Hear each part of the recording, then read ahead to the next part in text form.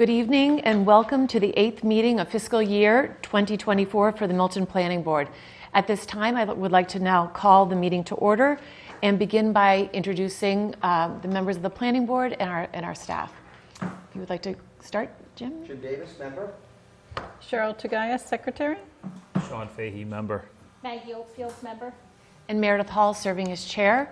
And now for our staff, Julia. Julia Getman, clerk. Josh. He's muted. On Zoom. He's muted on his end. He's okay. Tim. Tim said he's going to be a couple A few minutes late. Okay. All right. We'll introduce them when they arrive. Josh, unless you can get unmuted, we'll Let me request. let you introduce yourself.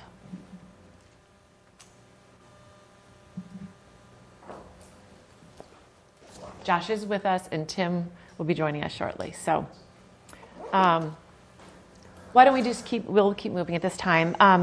We'll begin with our administrative items. We have a new set of minutes that that came in from Julia, but you have not had a chance to edit yet. So we're going to defer the minutes from the 28th of September. Motion to defer the minutes. I'll make a motion to defer the minutes from September 28th. Great. A second? I'll second. Great. All in favor? Aye. Great. Perfect. And then we have the discussion of our next meeting dates. We currently have a meeting scheduled for next Thursday, the 12th.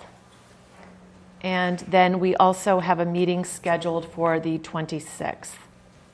And at this time, we don't have any additional meetings, but we'll determine that later tonight how we feel if we need to add a meeting time with our consultants. And we'll give just a minute to our Tim and Josh. Josh, you're with us now, so would you like to introduce yourself? Yes, Josh Eckhart-Lee. Apologies for the issue. Whenever I connect with my headphones, it mutes the system, and so I can't hear anyone. Apologies. Terrific. Thank you so much. Welcome.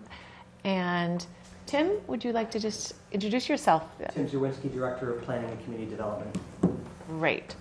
And Tim, do you want to hold off on staff update, or do you want to just... I can do a quick staff update. Do that? Okay. Just two really quick items. We had our departmental budget kickoff meeting this afternoon. And one thing should be familiar refrain. We should probably be thinking of budget priorities for the next fiscal year. The request on the part of the town administrator was the typical sort of level service budget, and then also any supplemental budget requests. I think the town administrator and the finance director are trying to get an idea of kind of what we do the level budget, every year, and it kind of kicks over. But I think they want a little bit more information about what departments and boards kind of feel, they actually need. Mm-hmm. And so I think if not next meeting, in the next couple meetings, we should probably think about, what we want to do in the coming fiscal year and what potential additional budgetary resources. They want that by the 27th. So between now and then, we should probably have an agenda item to talk about that. Okay. October 27th? October 27th, yeah. That gives us... On budgets and, yeah. Okay. And then the second thing, a nice bit of something, if you're interested. The town is actually having an employee appreciation luncheon on Wednesday, the 11th. And boards and committees are invited, so that'll be around lunchtime on Wednesday. I'll send around all the relevant info. It'll be at Council on Aging. There is such a thing as a free lunch, so come and get it. Great. Well deserved. Our It's going. employees certainly should be thanked for all of their service. So that's terrific. At this time, we now can move to Citizen Speak. And if there's anyone either on Zoom or in the public who would like to speak on anything, you will have an opportunity to speak later. on specific items, but if it's a more general comment, feel free to come forward and join us, and just you can state your name and address for the record. So, To be clear, it's one of our specific agenda items, the development along Granite Avenue. yes. Okay, should I wait till then, or? Either way is fine. You can either, if you Sure. want to wait for I want the, to clarify, we're not talking about any development along Granite Avenue, we're talking about zoning. Zoning. Zoning, okay. This is the first I've heard of this, so I feel like I might give a little background before I make a comment. all right, then you can wait, Let and it- maybe yeah. when we Alright. start to talk, and then you can feel free to approach us. Yeah, just wave. And are there any hands up on Zoom? Anyone wishing One to? of the attendees. Ashley, I'm going to allow it. All right. There we go. Great. Hi, Welcome, yes, Ashley. thank you. Oh, sorry. I don't know if my video's on, but I just wanted to clarify if I would have permission to speak on behalf of my parents. They are unfortunately experiencing some health issues and unable to attend this meeting. They are current residents of Riverside Avenue, which is off of Thistle, off of Granite Ave, and would be directly impacted by this zoning. I previously was a resident there for over 30 years. So just before the meeting gets started, I just wanted to be sure that I would be able to speak on their behalf. Yes, absolutely, Ashley. Thank you so much.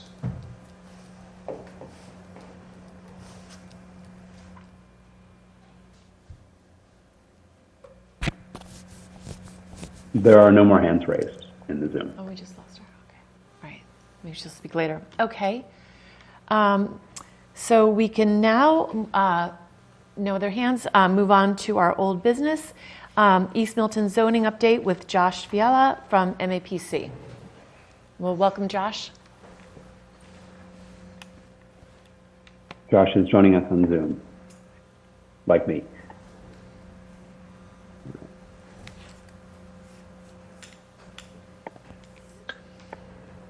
Good evening. Can you all hear me? Yes, Yes. welcome. Oh, it looks like my video is not working now. Sorry about that. Well, I had a little bit of change of plans in terms of what I was going to present to you this evening based upon the attending the meeting last week with the planning board and the discussion around the 3A zoning. And that change is to suggest a schedule adjustment in our East Milton Square work together. And the suggestion would be, as we had talked initially started discussing last meeting, moving toward a community forum in the beginning of November sort of time frame. I would suggest, in light of the discussion around 3A, which involves East Milton Square, to reconfigure the schedule such that we would host a first community forum, say in the beginning of January, which would be subsequent to the town meeting related to 3A. I think there's several benefits to that. Hopefully the board would agree. And I've also discussed this very briefly with Tim and Josh via email. But the benefits, as I would pose, would be to give the 3A process the space that it needs and deserves at this moment, to allow the East Milton Square work to benefit from the results of the 3A recommendations, and then also to avoid confusion in that public forum, which may arise from sort of concurrent zoning processes that are underway. So invite the Yeah, thank you. I board's appreciate that, Josh. feedback. That's thoughtful of you to consider that. What? My opinion is that I'm not a proponent of delaying that. I think it's an opportunity to explain to the residents both of these, because, we can see that we have a rising level of knowledge and awareness of what's going on, but it's still not where it needs to be. We have a resident that's here tonight. Tim's been terrific sending emails along to us for emails that have come in, to Tim and to Josh, of people that are just becoming aware of it. I'm a proponent of continuing on the schedule, and I think it's an opportunity to help people understand what is being thought of for East Milton Square. So Josh, given what Sean said, maybe it's a different agenda for that forum. Maybe it's a more general kind of explaining these two initiatives and how the work that you're doing is different than the MBTA community's work, but how they're Complementary. informing one another, I guess, is what I would say. Yeah.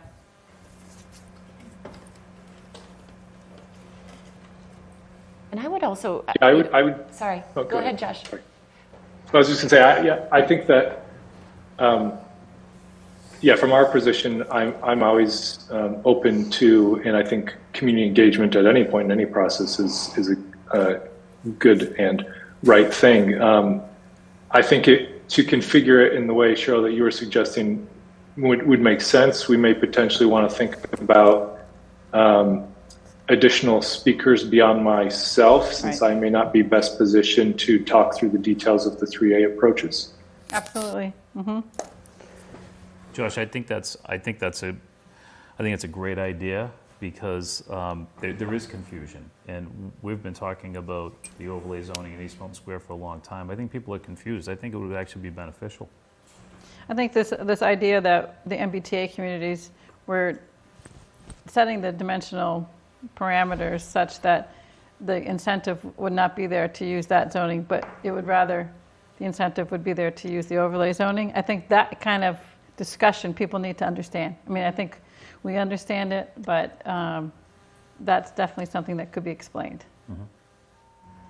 Because I'm sure people will ask, well, you know, as we did in the beginning, why include East Milton Square? And we have our reasons for it, and we're designing it in a way that we think makes sense, but it's probably not well understood. I agree. Would it be a separate meeting I think, or within ours? no, I think that would be just a meeting to talk about East Milton Square. Yeah, I think that's a great idea. Public forum. Jim, it's not here. It's on that schedule that Josh had presented, so it's a separate public meeting, right? It would Okay. be at at the Milton Arts Center is what they were targeting, I think. Makes sense. Location. I think there's a lot of East Milton residents who've been looking forward to the overlay zoning and seeing some things start to maybe happen there that.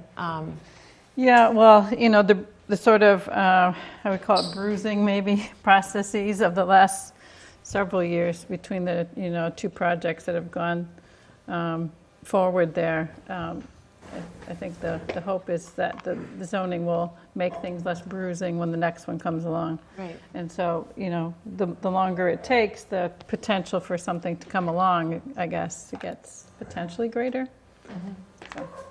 So my only concern is just watching the schedule for the holidays. So I think we'd have to be very mindful and really choose a date that a lot of people can attend. Well, let's actually think about that Yeah. too. We have to have a public hearing on the MBTA communities. Yeah. And so I guess that could be one of the planning board meetings, but at the same time, we have an application before us that we have to move along, right? The 111 Highland Street. So I guess, Tim, have you kind of mapped out what a calendar would look like between now and, say, Thanksgiving are you and Meredith, have you looked at that? Like how these public hearing and this forum and the agendas for the meetings? I was hoping the board would talk about that tonight. Yeah, that's what I was going to say. That we definitely Okay, should so talk we about should that. definitely talk about that. That tonight, Yeah. because that will.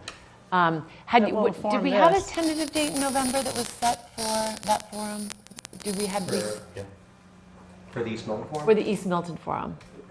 Josh, sorry, I want to note to put this With question. it. Yeah, there were dates that were suggested. They were November 2nd, November 6th, the 7th, and the Yeah. 8th, and I believe all were available at Yeah. the Arts Center.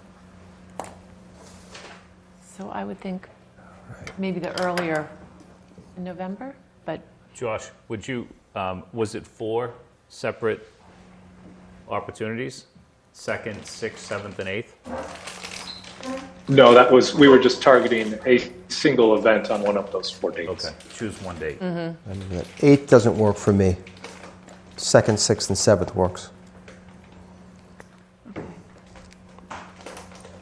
so So I feel like, Sorry. I would say maybe the 2nd doesn't work, just in case we need to have a meeting So let's think, like, we have Thanksgiving on the 23rd, right? Which Yeah. would be normally the meeting date, right? The fourth Yeah. Thursday. So if we said the second Thursday is the 9th, and we have town meeting the 4th of December, let's think about all these dates, right? So the CPC is on the 7th. So what about Monday, the 6th? Yeah, Monday, November 6th, that would work. That works for me. yeah. It's fine. I'm out of the country, but do it. Yeah. I'm actually out every one of those dates. Out of the country, every one of those Yeah. dates? Glad to be so. Hopefully on Yeah, vacation. you can watch it, yeah, but that's, okay. So let's try to plan for that. I think that, So are we be saying great. the 6th, Monday the 6th? yes, that's what, Yep. No, in addition to the members, we need the community, right? Monday feel like a good night for the community? I think it is, Yeah. yeah. It's not a meeting, not a common meeting night for other boards and committees, Good point. so I think that's beneficial. Less conflicts. Yeah, I agree. I think the 6th, I agree. Would that be an hour and a half, Josh, do you think? Yeah, I think that's pretty typical for that type of meeting. That gives us enough time for the discussion, but doesn't drag on. So from 7 to 8:30? And it really is not being hosted by the planning board, it's being hosted by you, so there's not a lot of prep for us. Is that correct? Would that be a correct statement? We would not be running the meeting. Yes, yeah, But it would be posted planning board meeting. correct. Yeah, yep, we would, yeah, Excuse me. we would be there and present Yep. and, okay, and supporting Josh and yep. Tim in questions.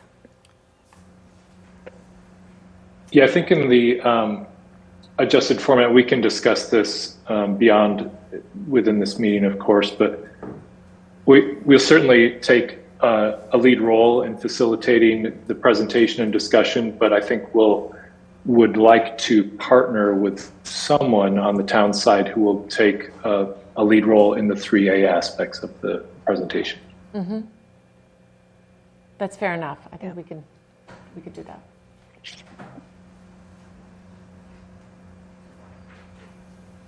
All right. Tim, does that night work for you? Because when Josh refers to It that all works person- for me. It all works for you. That's someone. I think Josh is referring to Tim. I'll be there. Yeah, So, Tim's become an expert.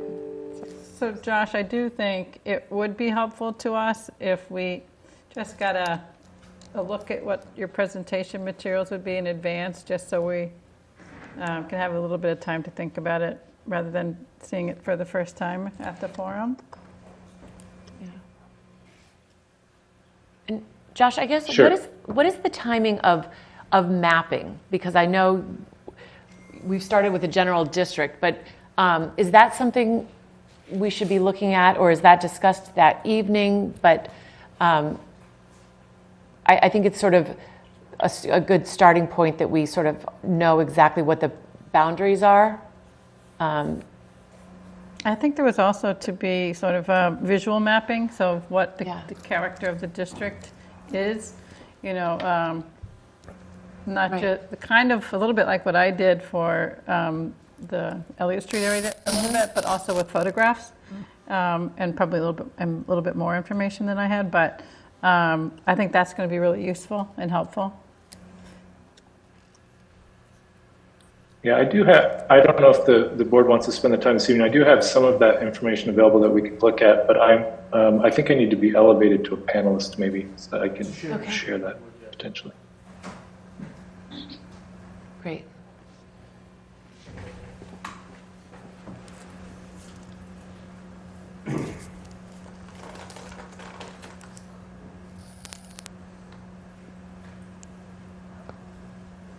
Josh, you should be able to share your screen now.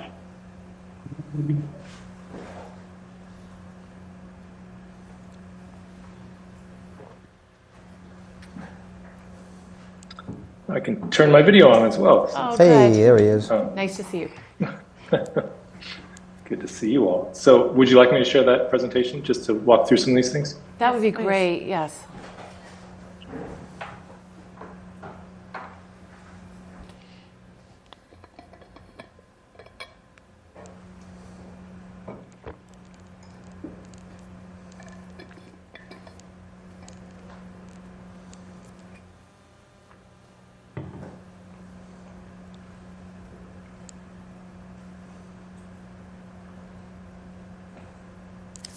We're still just seeing you.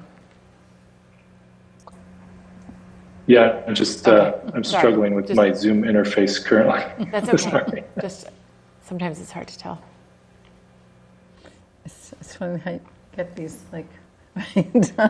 Right, because These you're looks, looking the at, expressions on faces, like when the person's obviously looking at their computer screen.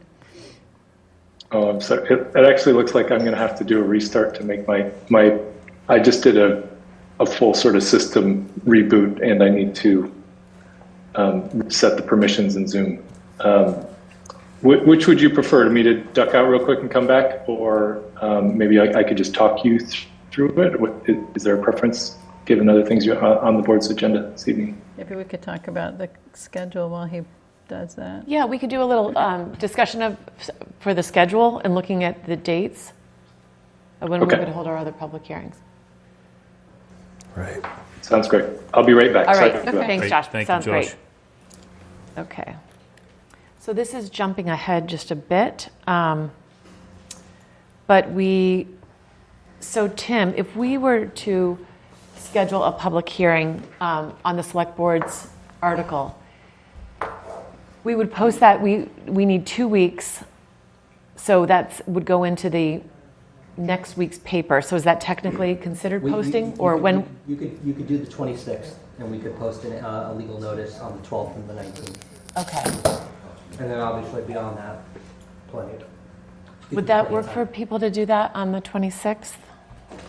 Works for me. So October? October 26th? Public hearing for the MBTA, the select board's article? That's fine.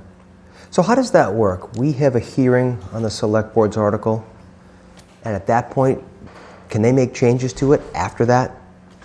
Or do we have to have another hearing if they make changes? Yeah, so I have a similar question, but are we jumping ahead? Should it be discussed during the MBTA discussion, or is it just Let's now? just have it as a hold on the calendar for now. Just maybe a tentative Okay. date. Okay. Okay, and then I do But have... that is a good question. But I You know, have... those are good questions. Yes, I have... Okay, because Yeah. if we do it, and then we have to have another one because they've changed it, Right, so that. We're I do- out of time. I do know we've had some experience with that in the past, and it depends on the level of change. So that's the way town council has ruled it in the If past. it looks out of scope from what they've, If it's significant enough that what was advertised. Anyway, we can go into that later. And the theory behind all of this is if we're gonna have a hearing on the 26th, and we're gonna run an ad on the 12th, whatever article exists when the newspaper hits the stoop on the morning of the 12th, that's what the public hearing is about. And so, then... So you're not going to have the full language in the paper, though. So you're going to refer to, this came up with previously with the codification, right? You're going to refer to where it is on the... Yep, we'll link to the website, and it'll be on file in the clerk's office, it'll be on file in my office. Okay. so the article they have right now, would that pass, not town meeting, but would that pass with EO, HLC? No, You don't know? we haven't submitted anything to them Okay. for like any sort of pre-approval. Okay. But we're talking about a public hearing. I agree. Yeah. let's hold the date the 26th. all right, yeah, and So- let's because we were going to, let's also talk about our other public hearing dates, because we have When did we 111 When Highland. did we continue that to? So that's on the 12th is we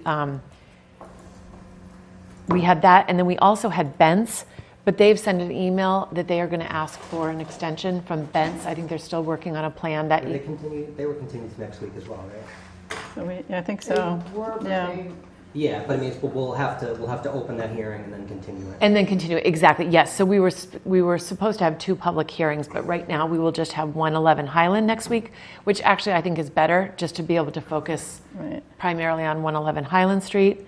And then we would have on the 26th, We'll do the public hearing. we would do the public hearing for Bent's Pleasant Street. So Tim, is it best to have 2 dates advertised so that if there were edits in between? No, because you're going to have, if you have different language, no, okay, never mind. You don't have any, Cheryl, you don't have any idea how big a significant change is, do you? Well, and the thing about the public hearing is that there's a difference because there's sort of it's a spectrum. You know, right now it's all fair game, right? Once you get to the public hearing, the language really can't change in the 2 weeks of the advertising period. But the principle of the public hearing is you hear from the public and you discuss it publicly, and you know there's still room to. What really is sort of the tricky part is once it's printed in the warrant, then that's where the real kind of conversation about is this within or without the scope really comes into play. So I think there's a little bit more leeway to make those edits and make those changes in the context of the public hearing as long as it's sort of prior to the printing of the warrant. So once again, how big of changes are we talking? Like map lines or district or just So a height requirement? If you do something that's, like, I would say, Tim can correct me, but I would consider a map boundary significant enough to require another public hearing. If it was something, let me see, like, okay, you add a landscaping requirement between parking spaces, that seems less so, right? So you can kind of, gauge the, level of change. And Something that impacted density numbers, setbacks, things like that. I think that Right. people would say, hey, that's different, that's not what we. That's not what we read. And I think the other thing is, in the context of an open public hearing, you say, you go on the 26th and you say, we're going to change this line, and, you can keep that hearing open and continue it to the next week. That's something where I think, that's a change that's made in public. People have a chance to deliberate on it. People have a chance to comment on it. It's different than if you closed the hearing and then came back a week later with, those types of changes. So I think, doing things in the context of the open public hearing is a lot more, you've got a lot more, I think, ability to sort of make those changes because that's the whole point of the public hearing. So we would keep our public hearing open for a couple of weeks? Well, Tim, remind me again, the date of when the warrant goes to print, when it goes to print. Isn't it the 2nd? Or no? I don't remember that one off the top of my head. I have to go upstairs and look at my piece of paper on my desk. I didn't bring my notes on that. I thought, I thought it was like the 22nd, because we were supposed to get our article to them by September 22nd to give them a month before it gets printed, or the Was it the warrant's 22nd or closed. the 26th of October? Somewhere around there. Yeah. It's 22nd, we should, that's a problem, well, I don't know if it's a Well, problem, October but we don't have our 22nd is a public hearing Sunday, until after so- that. It's got to be the 26th. I think it was the 2nd, November 2nd. Okay. all right, we'll double check those dates, but either way, that would give us time to at least get a public hearing in on the. So let's just run that through. If we keep it open, so if we have the 26th, would we,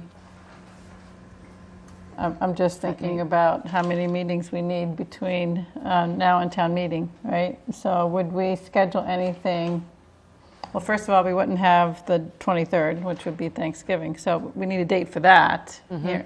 So, not that I'm suggesting lots of meetings, but do we schedule them for the 2nd, 9th, and 16th of November? I think we should schedule, and we can always cancel. Totally. Right, so that's my, 2nd, 9th, and I the agree. 16th yeah. of November? Okay. Planning board. I agree. Okay. And then not to beat a dead horse, but that determination is made by the town council? The public, what? With the public hearing we close our public hearing, and then somebody makes a small change, and We usually who ask determines? we've in the past asked for town council's opinion on that. Okay. And what's the turnaround on that? Like a day or something? Usually, well, because otherwise it would be asked at town meeting, and town council probably would be asked on the floor.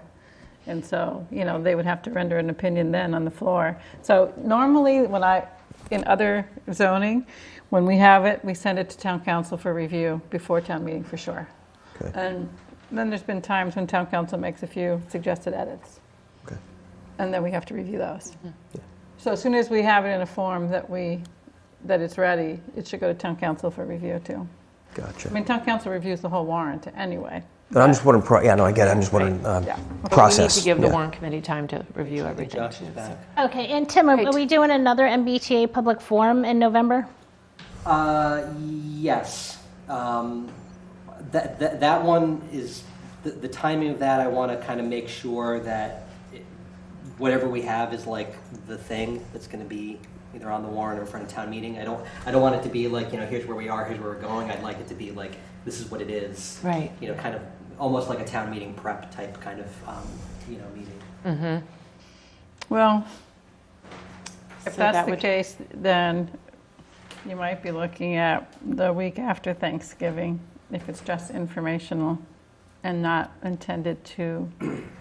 Although then that is after It's just before the town meeting. it's just before town meeting, yeah. So like that Monday or Tuesday, the 27th or 28th? Yeah, by then it's probably too late for the residents to weigh in. That's what I think, that's what my concern. So I feel like you're better off, it has to be, I think, before the warrant closes. Yeah.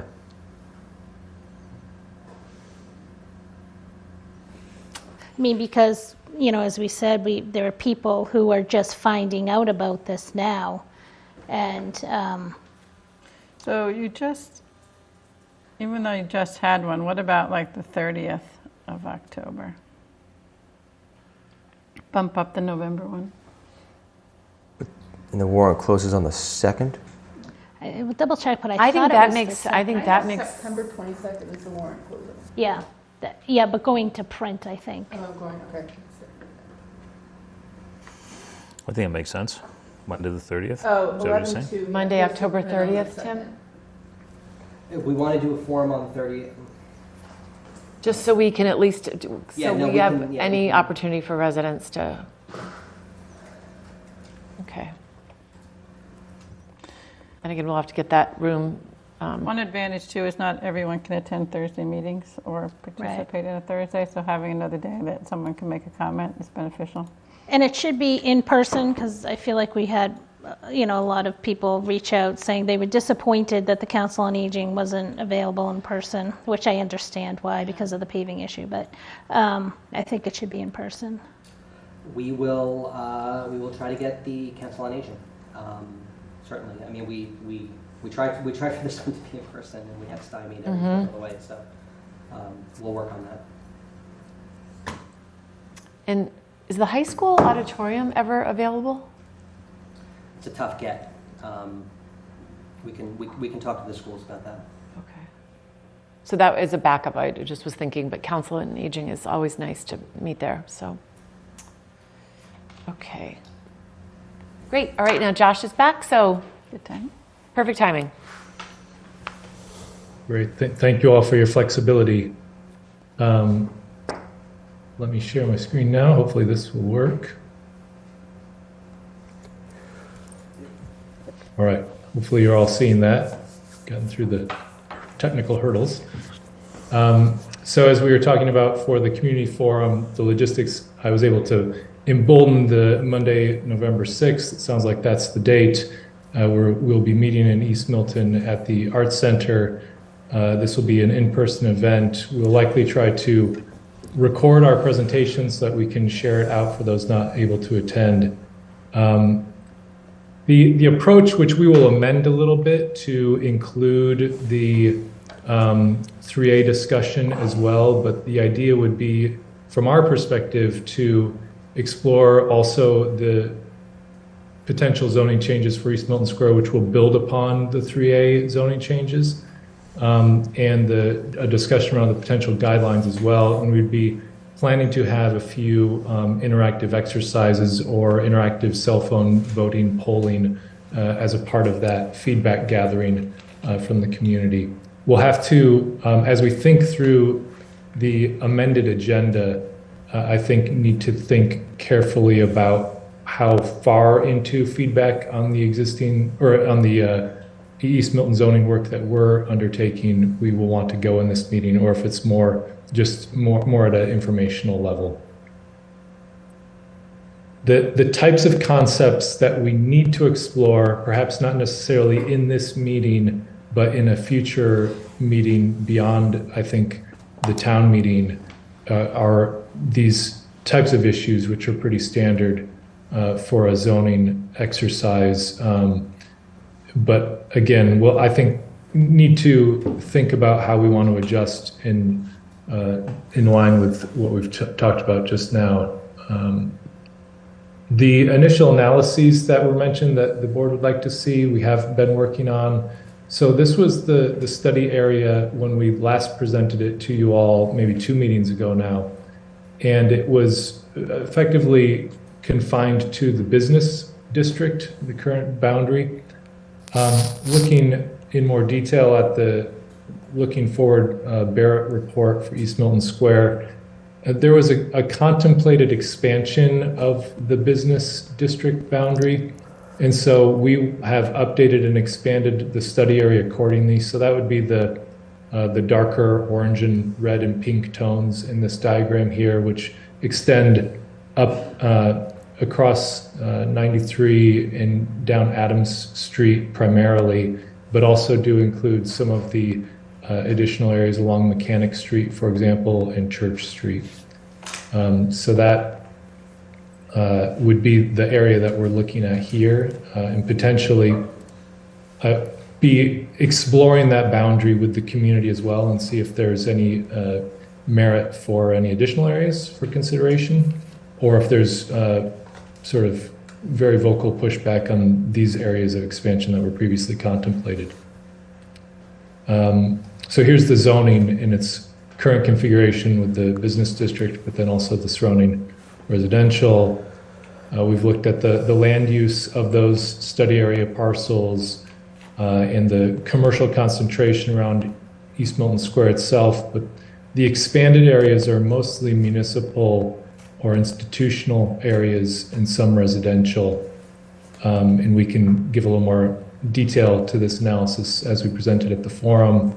We've also looked at areas of public and private ownership, predominantly privately owned, but there are some public parcels which are either town-owned or the U.S. Post Office.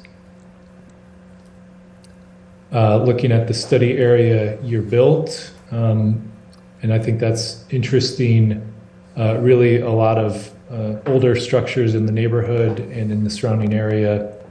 If you isolate those structures built within the last 20 years or so, it's really only 11 properties that have seen a structure built since 2001, which is, I think, interesting and shows an area which is potentially ripe for the types of changes and the pressures that the East Milton Square area have been feeling in the recent years.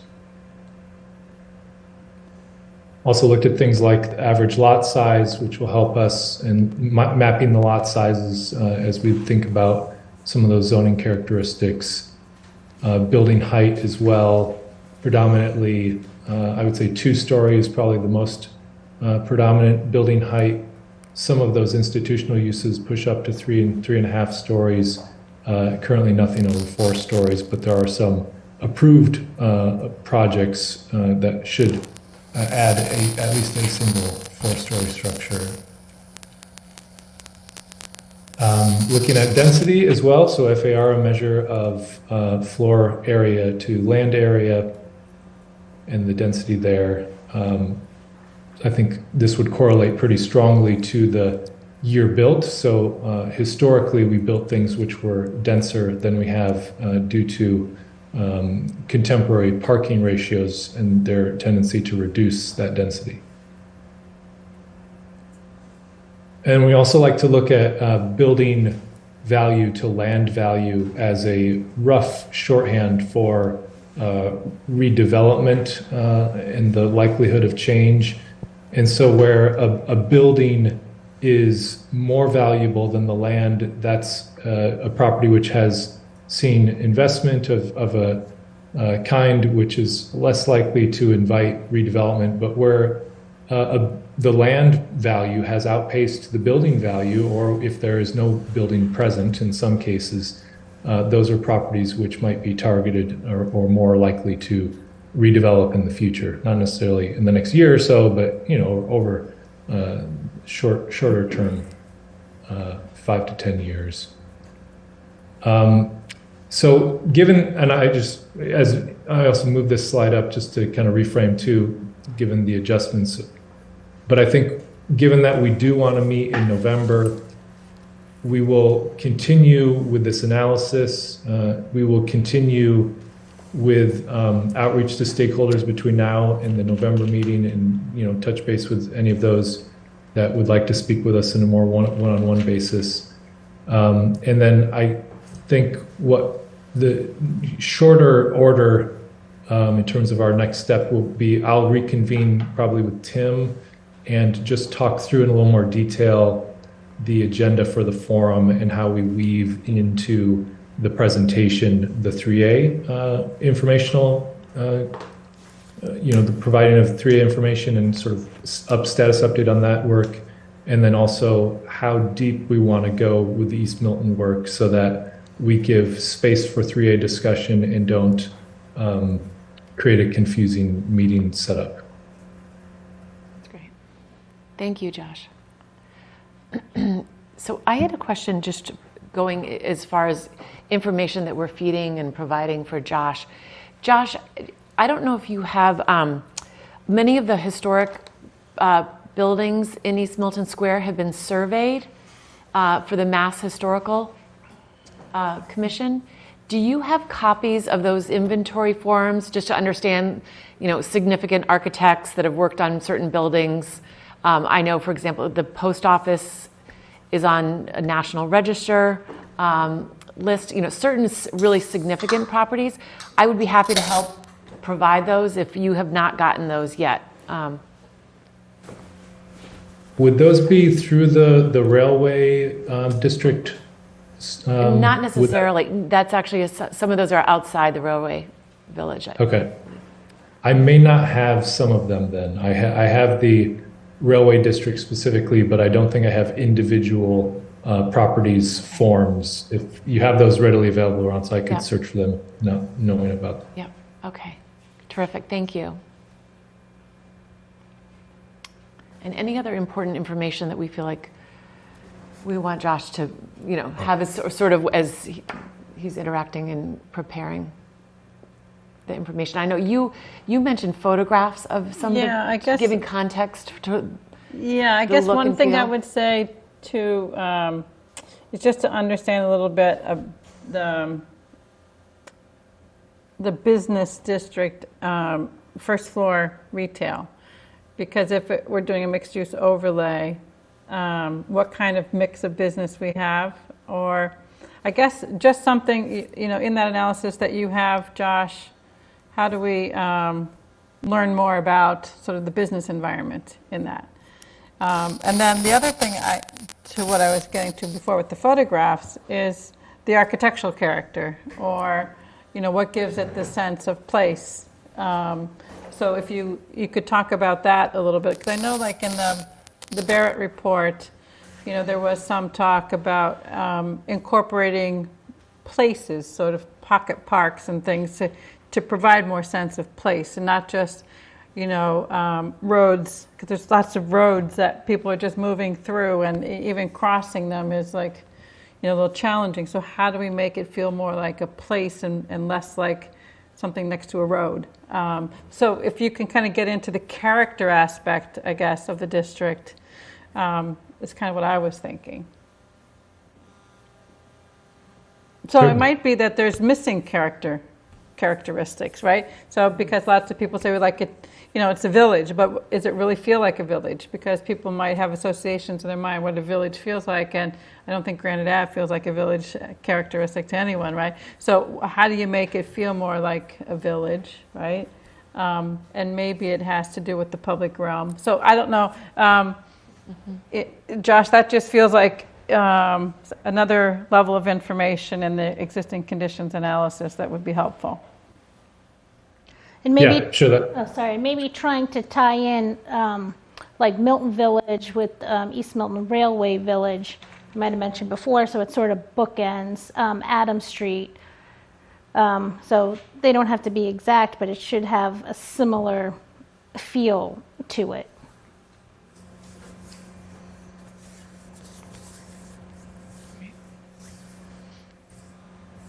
Great, Josh. Thank you very much. So, Quick question.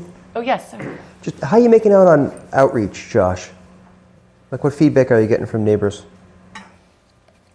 Yeah, I would say the feedback has been good. I think I've reached, I'm at 9 interviews now, and I would say a range, from what I've gathered in the conversations, a range of perspectives and sort of backgrounds of residents and those involved with the East Milton Square Neighborhood Association, for example. I think all of them were involved in one way or another with the Barrett report. I think there's an enthusiasm that this work is being picked up, and we're providing this next level of advancement in terms of the zoning recommendations. I think there are the main issues that came up in every conversation were around building height, parking, and traffic. Those were the 3 concerns that showed up very consistently, and I think I've heard a variety of opinions on the 3 of those, but I think those are the primary issues that we need to tackle in these conversations. So I mentioned at the last meeting, Josh, to make sure you reached out to the Chamber of Commerce, and so I'm going to make that suggestion again, because I think it's really important constituency. Yeah, and they have a meeting coming up. I'll look. Yeah, Tim connected me to the president of the Chamber of Commerce, and I need to follow up with him. Yeah. Great. That's good. Yeah, let me see if I...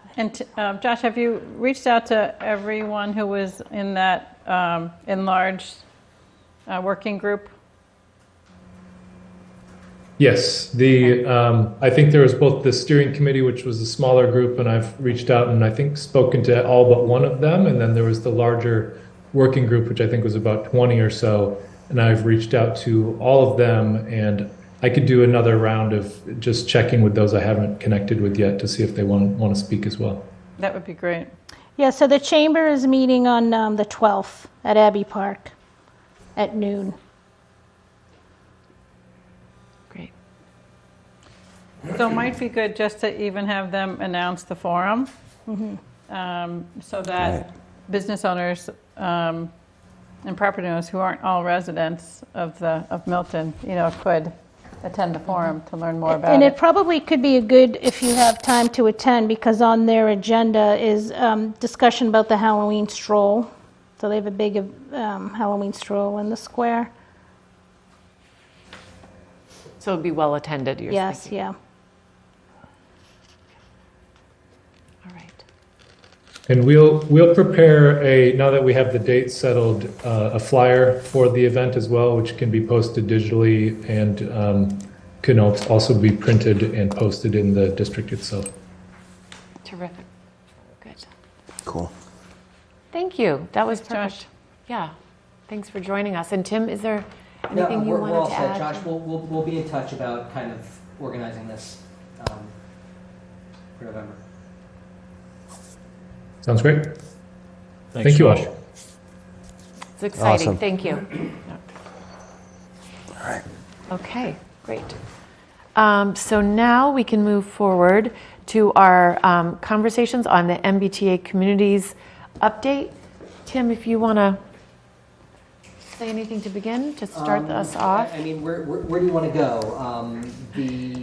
There were no marching orders for Util at the end of the last meeting, but I did have a conversation with Meredith, and we did do a quick test of an alternative scenario, kind of just based on and Meredith, I don't know if you want to, I don't want to put words in your mouth. No, that's, But just kind of synthesizing some of the remaining feedback, I think primarily about some folks remaining kind of discomfort with the level of density on Granite Ave. And so the test was, what can we do to reduce that unit count?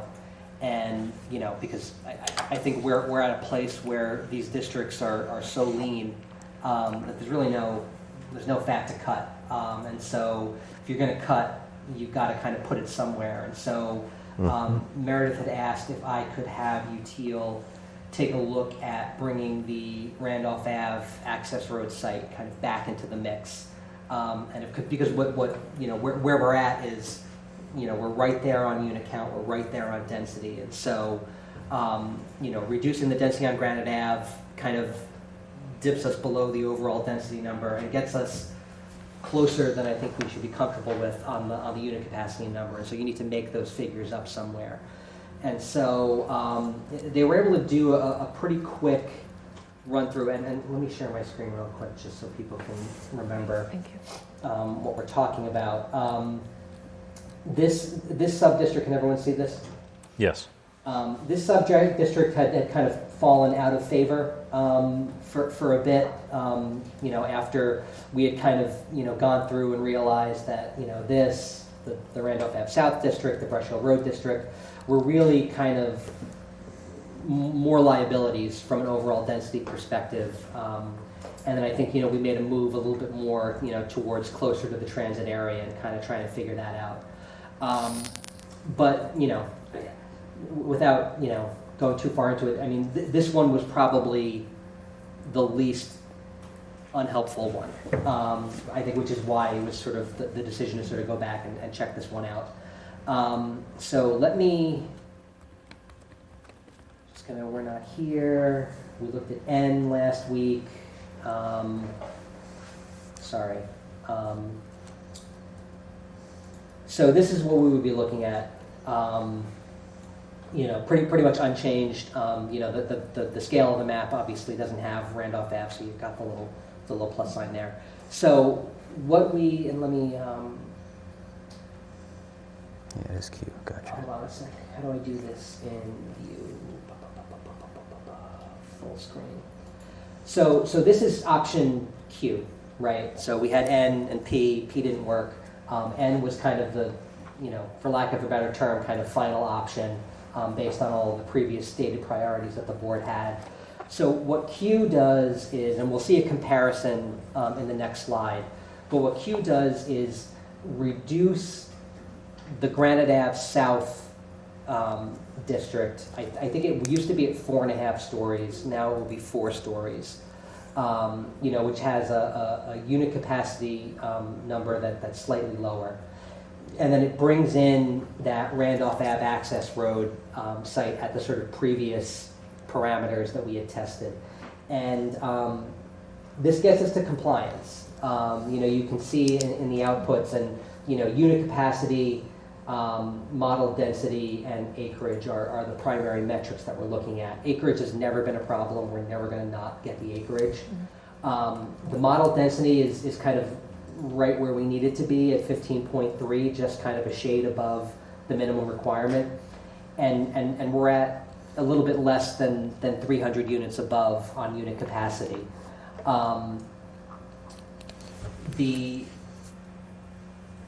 This is a comparison between kind of N, which was, again, the sort of the final option from our last meeting, with Q, and a kind of comparison to the existing estimated number of units in the district. And I think what you're seeing is the net new unit number is the one at the bottom. So this is kind of something that everyone has kind of been very interested in. What's the sort of net new units? And I think you can kind of see, like, pretty clearly that, in the districts where there's actually already existing residential, transit area triplex, Blue Hills Parkway corridor, the difference between the existing and the modeled unit capacity is not nearly as great as some of these other districts where, Randolph Ave, there's 3 houses there now, and then, there would be another 193 units under these parameters. The parameters are what they are because we're so close on the model density. 15.3, you could probably shave a handful of units off here and there, but this is largely going to be what it's going to look like. So maybe, I don't know which one would make the biggest difference. The units per acre at Randolph Ave is 27. Maybe that's 25, and that gets you to 15% on the nose, or 15 units per acre on the nose, excuse me. But really kind of, this is, again, another really lean set of sub-districts because we're so close on the model density. One thing I just want to kind of flip back and forth, this was P was no good.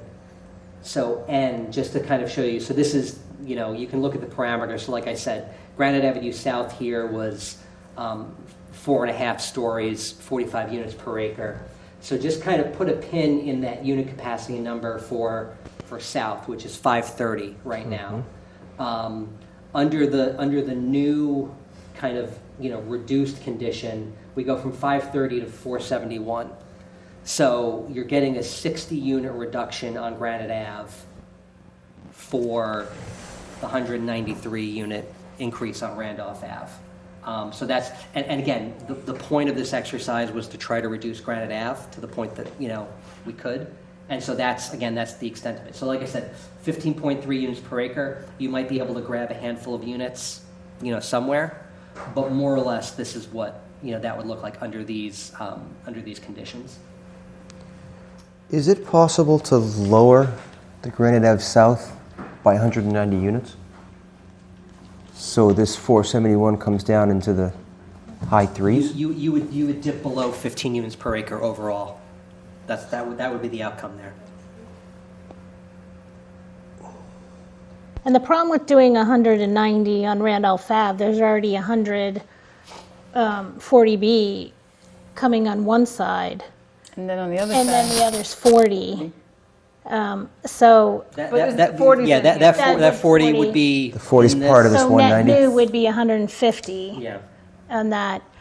And, Randolph Ave is just, it's the dangerous road in the town. One thing and- before we think about like a direction here. Remember last week I mentioned, I think Jim, I was looking at you when I said this, is that 530 is like on a number on a piece of paper, but when you really start looking at what a development program might be and other parameters that you put into place, is that even an achievable number? So actually, I circulated some analysis I did, and I wanted to have us think about it before we decide on a direction of this, because I think valuable I think it's valuable. I spoke to 2 developers who do work in Milton, and in preparing this to look at what the unit mix might be and what the unit sizes might be. So I think it's probably a more realistic kind of development than you might get with just this kind of a numbers analysis, because I didn't see that.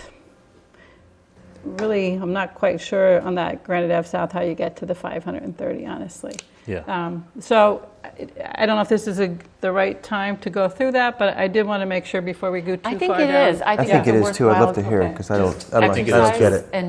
And I have some questions, but that's, Yeah, and I don't favor at all a trade-off of 60 less on Granite Ave to add, to have a 190. 190 I was on surprised Randolph Ave. that, That was a bummer. we get so little that's- bit. And there's no way to do it, huh? Because we're so close on overall density that reduction would just take us under. God, that sucks. So what Tim, rather, can you go back to the first slide just to kind of put the context? So I've mentioned FAR before, and I talked about a volume. Because So help me out there real quick. The higher the number, the more And you can open explain it space. for the public too, Yeah. to understand, because Okay. a lot of people don't understand. Yeah, pretend I'm in So- public. Well, and that's why I good, right? spent some time trying to look at this. So floor area ratio is your square footage of your building total divided by your land area. And what it measures really is how much overall building you're going to be putting on a property on a square footage basis rather than a unit basis. Okay. And so it gets at the total size of the building in a different way, because you could say, I'm going to build 10 units. But if your 10 units are all 1 bedrooms, it's going to be smaller than if your 10 units are all 3 bedrooms, right? Because your amount per unit is going to be different. The other thing that's going to vary is your unit mix. So how many studios, 1s, 2s, and 3 bedrooms, and how big each of those are. And that's really a function of the market. So like, that's why I said I talked to some developers who are building in Milton, because they know the Milton market. They know what the people are interested in. I've heard from both of them. People in Milton are more interested in 2-bedroom units than in 1-bedroom units. And it's different for condo than rental. So we can go through that. Yeah. And then I analyzed, some of what's been built and what one that's approved and a 40B that's approved, just to give us the full range. So here on the left, I'm sorry, so the higher the FAR, the more the more building space, yes. the less open space. Correct. Okay, gotcha.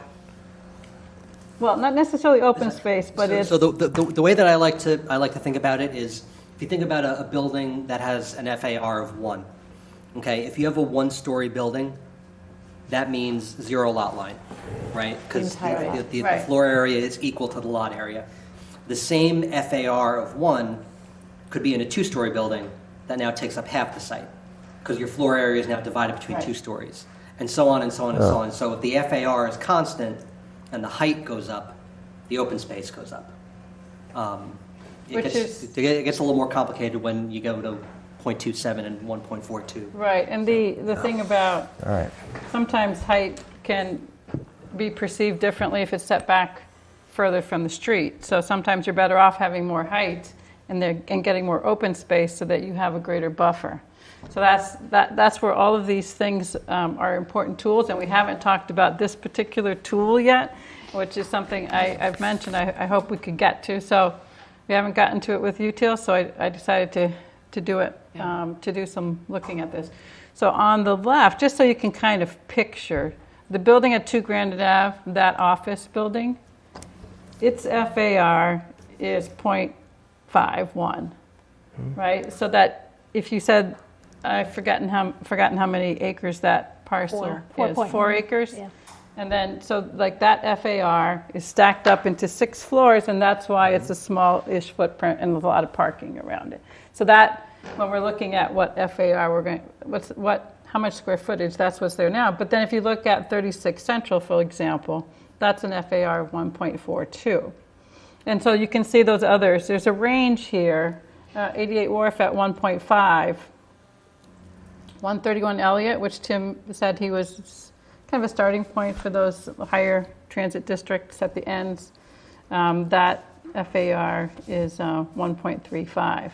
And then the bottom half of that list is what's been approved in the 40B projects. So, in fact, 440 Granite Ave shouldn't be listed as 40B. Sorry, that's a mistake. But it's at 3.07. Below that, the residence at East Milton Square is a 40B, and that's at 2.7. So you can see, like, the highest really that's in all of these is our 440 Granite Ave.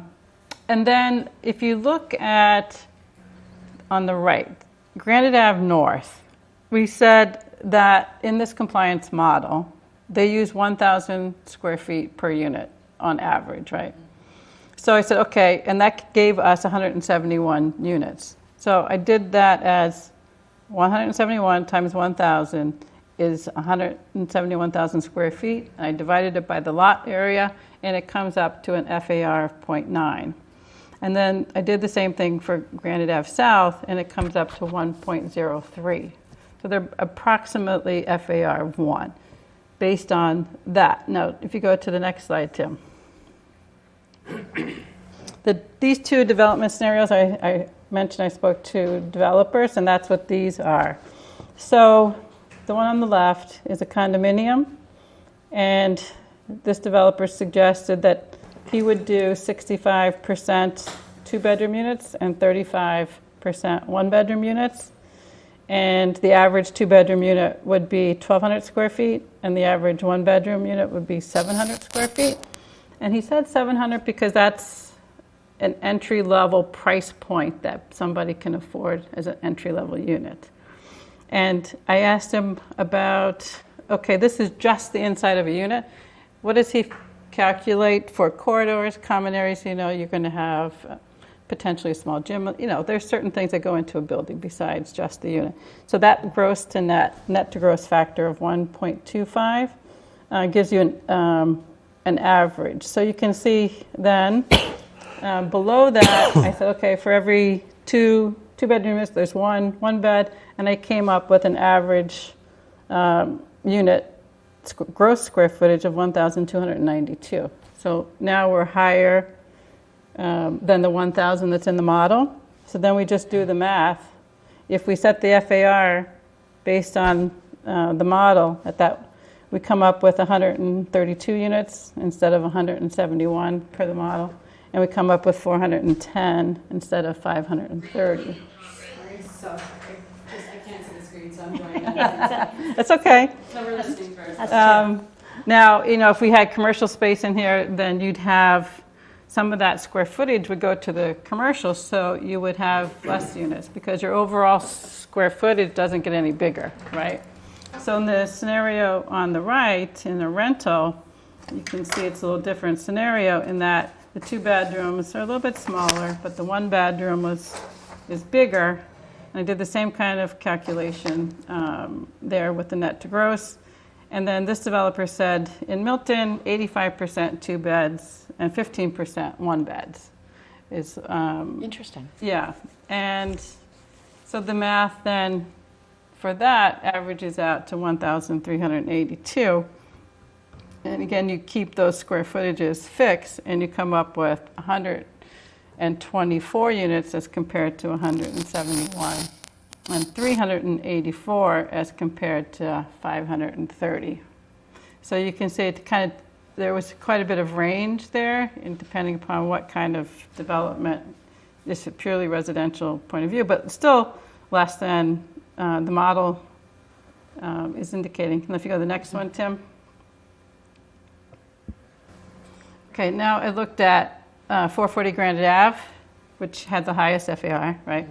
And then the residence at East Milton Square, which has a high FAR as well. And the, I have a mistake on this top here. What happened? It is not 42 residential units, it's 24. Little math mistake, sorry about that. It's okay. But the 22 two beds and the 2 one beds are correct. And the average square feet per unit in that scenario is higher at 1,927. And then there's 8% of the total gross floor area, 8% of that floor area is commercial. So I did the math again of the 171,000 times 8%, and you would have 13,680 square feet of commercial area. You would take that away from the 171 and come up with 157,320 square feet available for residential. Divide that by the 1,927 average per unit and come up with 82 units instead of, as compared to the 171 in the compliance model. Same kind of calculation for the Granite Ave South, and you come up with 253 as compared to 530. So if we use the program that was used at the highest FAR density that we have approved in Milton thus far, where we have larger units, you can see that we're at half the number of units as the compliance model is showing us.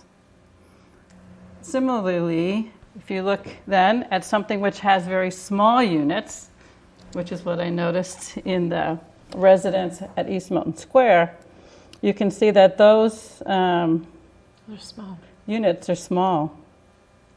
And so in this case, you're getting closer to what the compliance model shows, but you're still less with very small units. You're still less than the 171 and the 530. If you go to the next slide, Tim. Then I looked at 36 Central and 131 Elliott. 36 Central has 18 units total. 16 of them are 2 beds and 2 are 1. So you can see these ratios are about what the developers were saying. Lots more 2s than 1s. And here at 36 Central, the average gross square footage per unit is 1,583. Then they had 12% of their gross floor area is commercial, so pretty much the first floor. And so if you use that same kind of ratio, again, at the Granite Ave North, at the 171,000 square feet, 12%, you'd have 20,520 square feet of commercial. And then I just put some reference down below that the Milton Marketplace Fruit Center commercial building is 36,470. And then 36 Central and 131 Elliott both have about 4,000 square feet of commercial. So when we're talking about commercial, it's nice to have a reference point, I think. So then continuing the math here, you take that amount of commercial off the 171, and you're left with 150,480 square feet, and you divide that by the average unit, and you get 95 as compared to 171. Do the same on the Granite Ave South, and you come up with 295 units as compared to the compliance model of 530. So we look again at 131 Elliott, which is kind of where we were, Tim's model, if you will. Again, 38 units, 32 of those are 2 beds and 6 are 1 beds, with an average per unit across those of 1,452.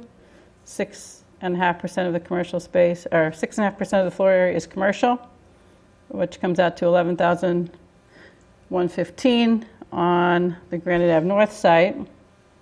And you come up with 110 units there as compared to 171. And on the Granite Ave South, 341 as compared to the 530. Now, if you didn't have commercial, you'd have you'd have more units than those.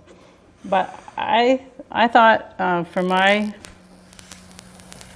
ability to understand these numbers, it was important to kind of understand it in the context of what we already know and what we already have, and then also to show the importance of putting the FAR number into our zoning, because we don't have it in these models so far. Right. So, and that's a question, Well is how done. far can we push the FAR number, to make it a viable, or, Yeah, I or do mean, we I consider used- HLC? But this is what a standard is in I just used Milton. what they gave us in that compliance model as the FAR. What I'm showing you is that you'd have to have a lot of really small units to ever get to that number that the compliance model is showing you. And we have developers and developments in Milton that are showing us that that's not what's getting built here. So that I'd say if we put the FAR number in there, just think about it. How much bigger, how much more square footage we would get if we didn't put FAR in and we left everything else, because we would get 530 units at much larger average square footage. Yeah. That's great. Thank you for this. That Yeah. was a really good exercise, I think. Did you go to work this week? Don't talk to my business partners. I've already thought about that. I wouldn't. So I think one thing, and this all is great and strikes me as true. The one thing that I will want to just make sure we figure out is, the reason. So the metrics that go into the compliance model kind of are all different, but kind of overlap in their function. And so like the combination of height, max units per acre, minimum open space kind of function as an FAR limit. So what I would want to make sure, and we can talk to you, Teal, about this if this is the direction we want to go in, is if adding an FAR limit now kind of depresses our numbers in a way that would not work. And then, Definitely, yes. and it all, it's just a matter of kind of preference in terms of how you want to run your zoning, because, you know, again, that combination of height, unit count, setbacks, minimal open space, kind of is a backdoor to FAR, but FAR is just, it just does the thing. So it may be a situation where we may need to drop another one of those parameters if it means that, because I mean, ultimately, and what Cheryl's doing is really important, because you know, we've been in this model and we've been talking about these numbers for so long. I don't want to say that the numbers are fake, but like, I use the term academic. Like, Yeah. they reflect a series of assumptions that are kind of meant to apply across the region that maybe will not actually, and probably will not actually play out as a practical matter in real life. And again, that kind of underscores the notion that what we're being asked to do is to zone for something that kind of hits these metrics. Whatever happens, then happens. I think on the other end of the spectrum, which we're not really talking about here because it's a little bit less important on a kind of smaller lot situation, but in the triplex area, there's a whole other set of constraints that are going to depress the number of units that actually get produced compared to what comes out of the model. So the model says you 480, you know, net new units in the triplex area, but you know, this is a situation where you're talking about kind of market conditions and kind of what sells in Milton, what doesn't. On the triplex end, it's you've got an individual homeowner, not a developer, just a guy or a woman or a couple or whoever owns a house. Do they want to make the commitment to two means of egress, sprinklers, or do they just want to add one more unit to their house and be done with it? And so in a situation like that, where it's much easier to do the one thing than the most thing, you're going to wind up with less units than show up in the model. So there's a lot of practical implications that just get kind of wiped away when we're working in the model. And so I think it's really important to look at it this way. But we'll want to make sure that we kind of, you know, we plug that in and we test it and we see what the implications are. You know, because again, predicting or trying to predict what will happen as a practical matter is probably more important than, you know, the model needs to show the numbers, but we need to have things in the model that we think are going to have a practical effect that we want to see. So my concern with these numbers, though, of these examples you provided, they were all by special permit. So Except 140B, yeah. yeah. So they went through the process of, you know, being limited.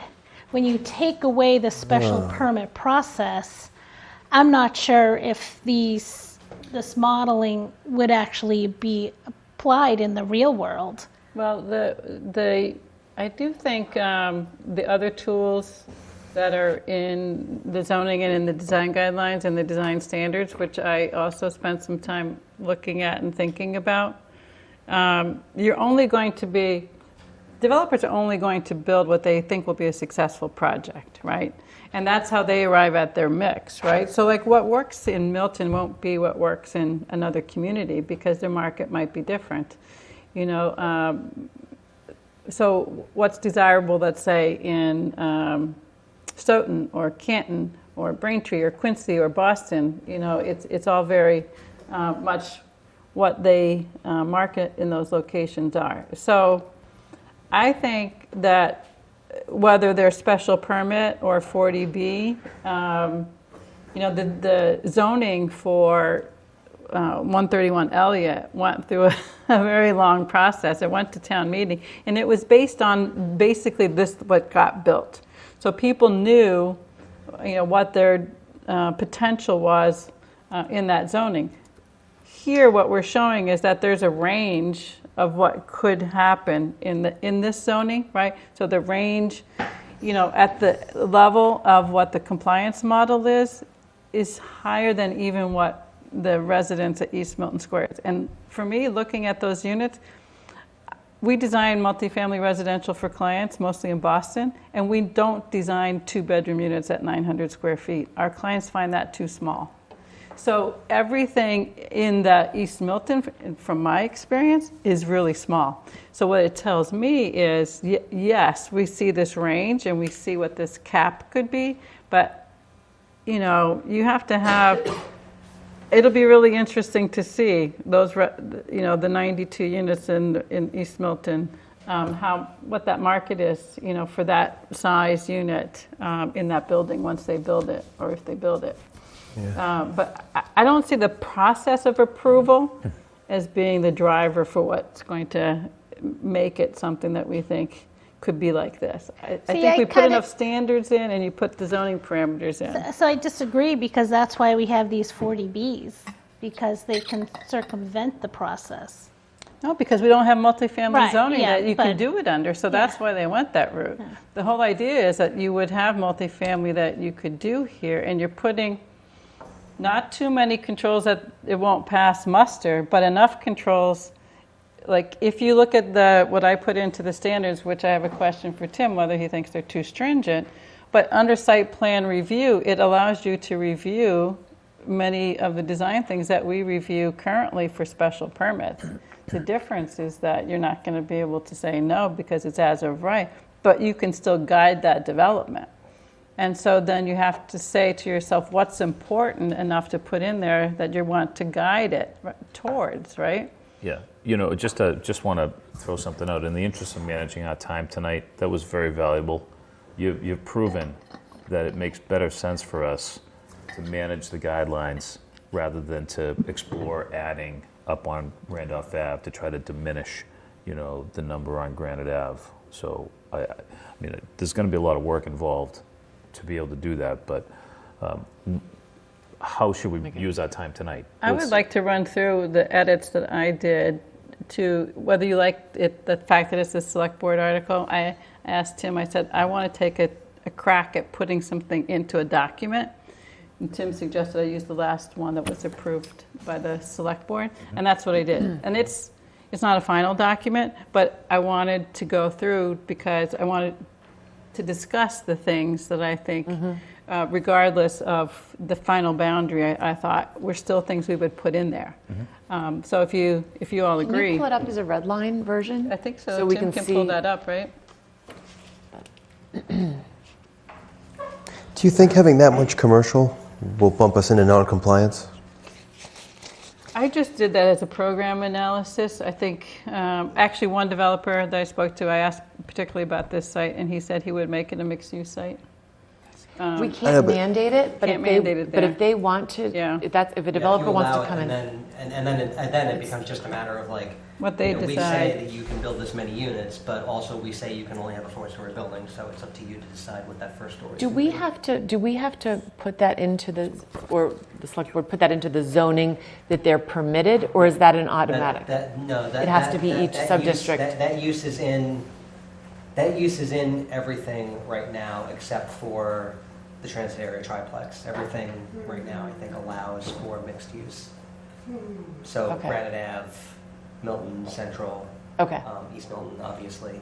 So when we put the FAR requirement in, what we're doing is, if you put more commercial, it means you're building less units, right? So you're not getting any more square footage, because the way it is now, there's no control on that, right? So at least I didn't see it. So if we just, I don't know how much anybody, I didn't want to necessarily go through every line except my edits, but we can go through, like, these are the purpose. Tim, Can you enlarge that? develop that. Yeah, I think we should go to your edits. I've Okay. I've Yeah. gone through this, but Okay. your Yeah, that I edits would be more helpful. Okay. That's what I was. All right, so then we would go right to definitions. I added design guidelines because the model zoning allows us to do that. And then I added definitions for floor area ratio, FAR, height in feet, and height in stories, because we run into this elsewhere in Milton when you're measuring height. It's so here, so in order to not always just have a flat roof, if you say that you're measuring it to the midpoint of a slope roof, you're more likely to get a sloped roof. And so that's there. And then this notion of a basement is really something that came up like on the Hendrys, because half of its lower level is exposed on Central, but it's buried on Elliott. So it's good to have a definition so that you don't end up with an additional story when you're not anticipating it. And then One thing about design guidelines, and I'm going to ask, because I've got my screen up, I'm going to ask Josh if he can do this. The sample bylaw has like a sort of a commentary section on design guidelines, and I think they have proposed language for a definition, which we may want to take a look at, because it also kind of articulates that the design guidelines can exist in a separate document to be approved or updated by the planning board. I took that exact paragraph and put it in later. Okay. But I didn't think it really fit for a need to be in the definition. All right, that's Yeah. fine. That's fine. My understanding is, though, it has to be approved by HLC. Any Any guidelines? changes to our zoning has to be reviewed and accepted by HLC. So if we wanted, certain specific things, I would love for us to get as much into. I have a lot I think I put zoning. in here. Maybe there's more Good. that Okay, we could that's- do. We yeah. can keep going. I just put in a definition of lot and of lot coverage. I talked about that before because the util is now using 60% lot coverage, but we didn't, and that includes the parking, but we didn't have it as a definition, right? We the way that we got around that was we included the town's, our existing definition of open space. Okay. And then rather than, because the model uses building coverage plus parking, Right. but the zoning parameter is minimum open space. So the minimum open space is just the inverse of All the right. lot coverage and parking. So maybe we don't need this. We can pin that, Tim. Yep. Okay.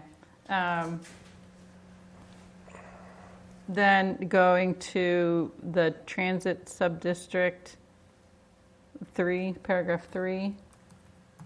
Wait for you. Sorry.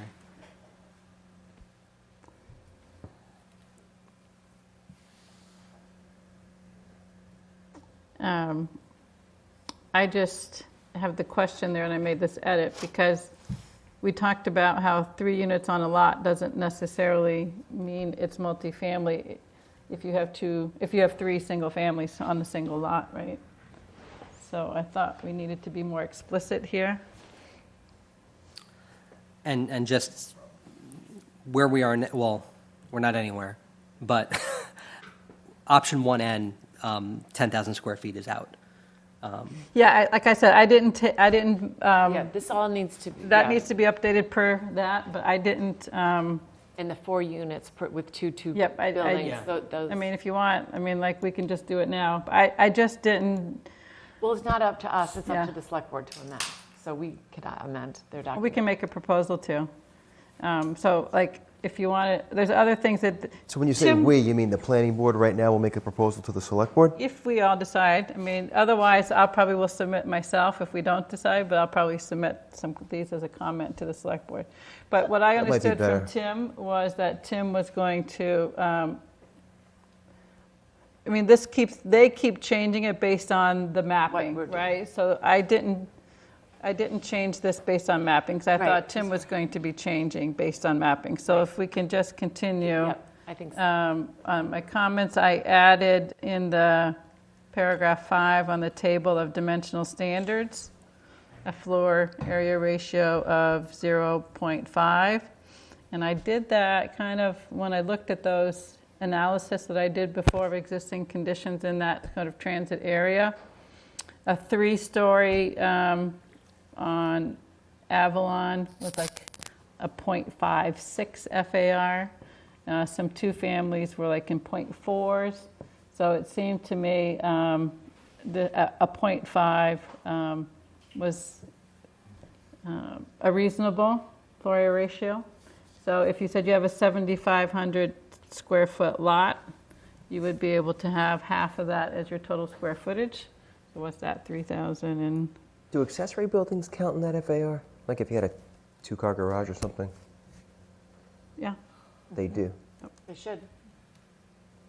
So if you did So your total square footage that you'd be able to build would be 3,750? I mean, there's houses that are bigger than that, single families. They're a lot bigger than that. And if you said that's 3 units, that's 1,250 square feet per unit. So that's what you'd be able to do in the transit area when you put this FAR limit in at 0.5, if you have a 7,500 square foot lot. Remember my first apartment on School Street was a 2-bed at $850.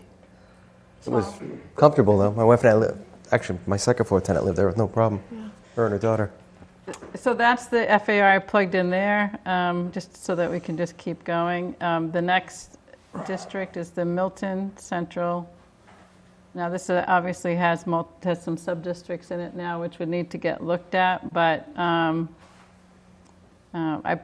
these areas at the end at FAR of 1.0.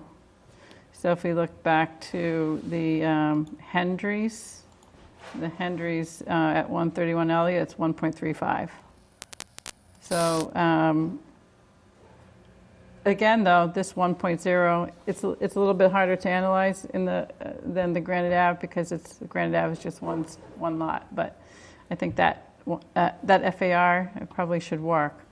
And you would do that across the No, 6-story? I think we have to look at that a little bit Yeah. more. I just, I do think, so you can pin that to Tim there, because I didn't have those sub-districts in here. How does that change when, if I should say, properties are merged? So FAR, Yeah, yeah. the FAR then, it goes up, obviously. So if you have a bigger piece of property, you can build more. Yeah, so that was, I think someone asked that question the other night about lot assemblage. I didn't, if I recall, Zoe said that the compliance model does not take into account lot assemblage. Right. So if we start with the 7,500 square foot lot, and then, someone buys another 75 and then another 75. But if they combine them, they can only still build. Yeah, 3 units. You can only be, we have that constraint there too. So there's no incentive to combine multiple 7,500 square foot lots. You would want to have them Or as if separate they lots. get a 10 and a 5 and put them together.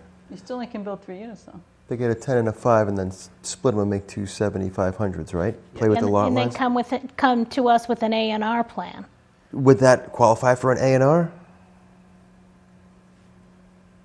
If you've got frontage, It would, huh? yeah.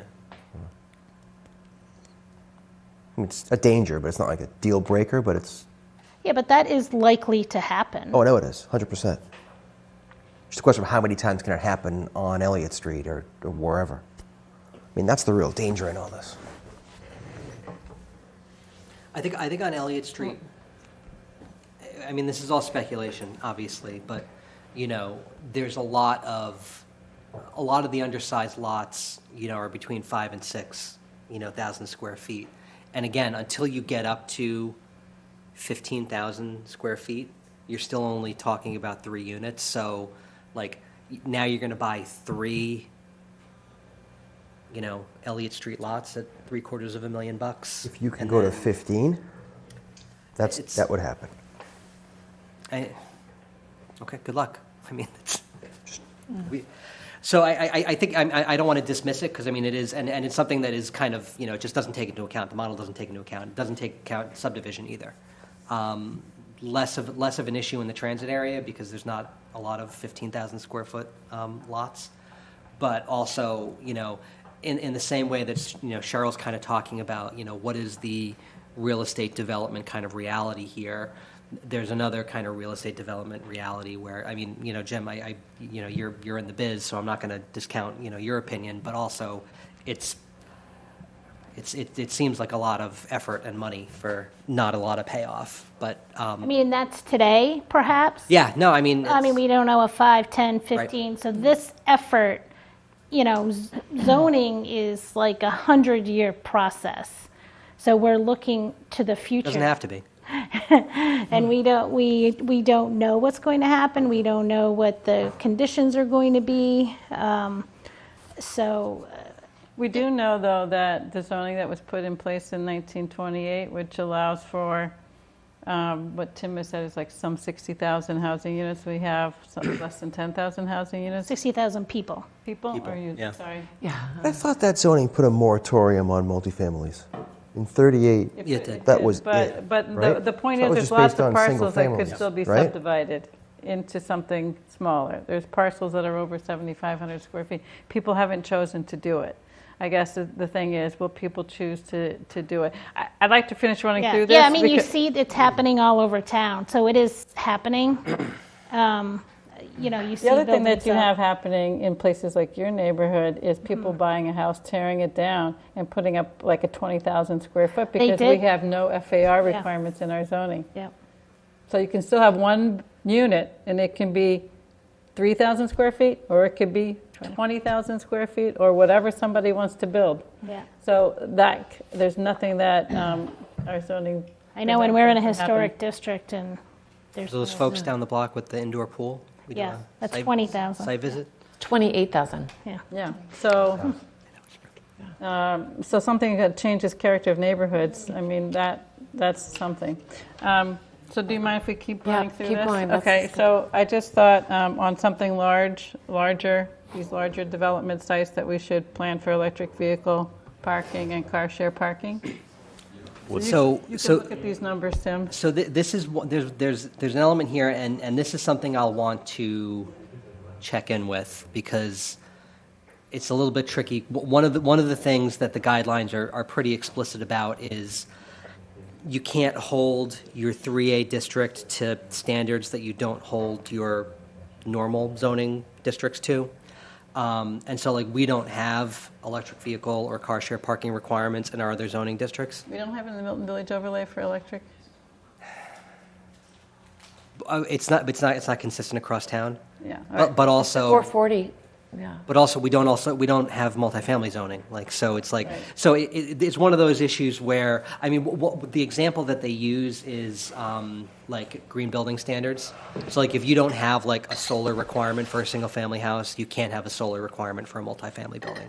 Yeah, but isn't this whole initiative is to cut down traffic and, you know, increase climate resistance? I think- And I think there's the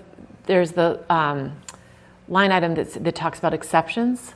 And this would, I think, fall under the category of, I would like to try it. I'd rather have them say that this, you can't do it than to take it out. yeah, when because- we see the exceptions, I think this would fall under that category. That's related to height and with solar panels, right? I remember reading that. So sorry. that's again, no, that's fine. That's Another- So, and we have something like that in our existing zoning. Okay. Basically, where you have a solar array on your house, it doesn't count towards your height. So I mean, I think I tend to agree with Cheryl, especially if we're going to have the opportunity to try to get like a sort of a pre-review, you know, let them tell us we can't do that. But also then it becomes a question of, you know, maybe we want to just do this townwide. You know, I don't know I if think that's if we something- have like these multifamily or larger commercial, we should be. I mean, Well, we've that's been requiring it in projects that we permit, so. I mean, as the building gets larger, shouldn't we push towards net neutral? So that's it. That's, I think, what Tim's getting at in terms of, Well, and then the broader question that has nothing to do with MBTA communities, but do we want to opt into the new stretch code? Which We're is, in it, right? So in that. we're in the stretch code now. There is a new, more Specialized. stretchier stretch code that you can then opt into. It's not net zero, but it's close to net zero. So that's something that town meeting will have to talk about at some point. But the problem with that is it increases the cost. So even if you were doing, I think, 1,000 square foot addition, you have to do it, don't you, on your Oh, whole I entire think we're there now. house? That's we're already there second now. phase of the Maggie, stretch that's code. We're in already place there. for the current stretch code. Oh, okay. What yeah, was so that? for the I missed multifamilies, it basically would require passive house did level we say? of construction, but because it's becoming more prevalent, just like when building codes, when it becomes more prevalent, the costs start to go down because it's just becomes standard practice, and that's where it will be. There's grant monies available, but that's another topic. yeah. Yeah, I but think if we want to stay on target, We do, yeah. Sean's looking at I me just like was we're going going to to look ask, at this because in this time. transit area, if things like a loading zone, is that under our site plan that we would be able to Yeah. ensure proper loading zones in a And that's commercial area? in, I mean, so Yes, in the site plan procedures that are in the zoning, we should, and we have language in that in our existing site plan review. If there's not something already in there, we can just mirror that language in this, but we should be explicit in the zoning about that sort of thing. And that's Okay. 100% inbounds for site plan review. Okay. So I would like to think about those tiered, not tiered, but I guess it's sort of tiered. The Mattapan and the Milton Central were having 4 stories and 6 stories. I would like to look at think about that FAR a little bit more, but right now it's in here as 1.0. And then if we go to the Granite Ave on the dimensional standards, I really, when thinking about that, was thinking that the setback from the street should be more than 20 feet. Is that where we were next, though? Granite Yeah, Ave? 20 feet Granite. is nothing. So, I mean, I had to build a fence 30 feet in. yeah, so my I property changed line. it from 20 I don't to even have a 30 on building. the Granite Ave. Tim, so I don't know if you're there. That's where, Yeah. that's where we are. Yeah, and then I put the floor area ratio at 1.0. And we went through that whole thing before about how I arrived at that. And then the same vehicle parking. I didn't, East Milton Square, I put the FAR at 0.5, just to continue it along the path of keeping it less desirable than what the overlay would be. And put the parking requirements there too. Now we get to the general development standards. So just, the 1N option also has that Blue Hills Parkway corridor. But I think the theory there is a lot of those dimensional parameters will just mirror the transit area. I was thinking it would be FAR 0.5 there as Yeah, well. okay. Then on these development standards, I think that all projects should have standards, not just the larger district ones, and that they all should be subject to site plan review. So I've made that here, and then it's later as well. Then under Every vehicular... 3-family house, public hearing at the planning board. Well, we can think about that, but I know like I didn't- neighbors... Pardon me, I didn't hear what you said, Tim. So, and again, this is something 100% up for grabs in terms of debate. When I had gone through and kind of just sort of populated the sample bylaw, I kind of set a limit at projects with 10 or more units subject to site plan review, which would effectively just kind of exempt because the only other type, there's no 8-unit development in the zoning. It's 3 or more than 10. So that would have taken the transit area projects out of site plan review. But again, did that with the flag of, planning board should definitely talk about this and decide what it wants to do. Yeah, I mean, I felt as if it would give some protections to residents in that district to know that they're going to have, that project would get a level of review outside of just the building department. So while it may seem like it's burdensome to some, I think it would offer comfort to others. I sort of a agree. sense I of would want protection. site plan on. Because it still could be built, but Right. having it be better. Maybe there's some consideration that comes through that hearing, like maybe there's a fence or some landscape buffer, or you can orient something the parking a little differently. Just like we were speaking about with the bench, you can orient that parking. That's not saying that they can't put parking there, but the impact to that particular neighbor could be that, significantly different just by that design change. So that's why I feel as if it's important. I would agree with that. too. I agree. Okay, so on vehicular access, I thought that we should put in minimum driveway dimensions so that we don't get these really wide driveways. Maximum. I'm sorry, maximum. I would completely agree. I think anyone who's been following the conversation on on-street parking in Milton, which has been a conversation, is people have said, well, we just widened our driveway. So if you can't get your cars around each other, and it also goes to the evidence that people do drive in multifamily housing in Milton for And I would Families. suggest that they would not be able to apply for an overnight parking pass. Because you can, You mean a hardship pass? a hardship pass, because it's not a hardship. Well, you would have to be able to fit the 3 parking spaces onto Right. the parcel in order to get your permit. So it's not But whether if there's then a they, hardship or but not. if they end up having 4 cars, then they apply to So- the police department for a hardship. So this is, and it's an interesting thing, and we had this conversation at the Traffic Commission at the most recent meeting.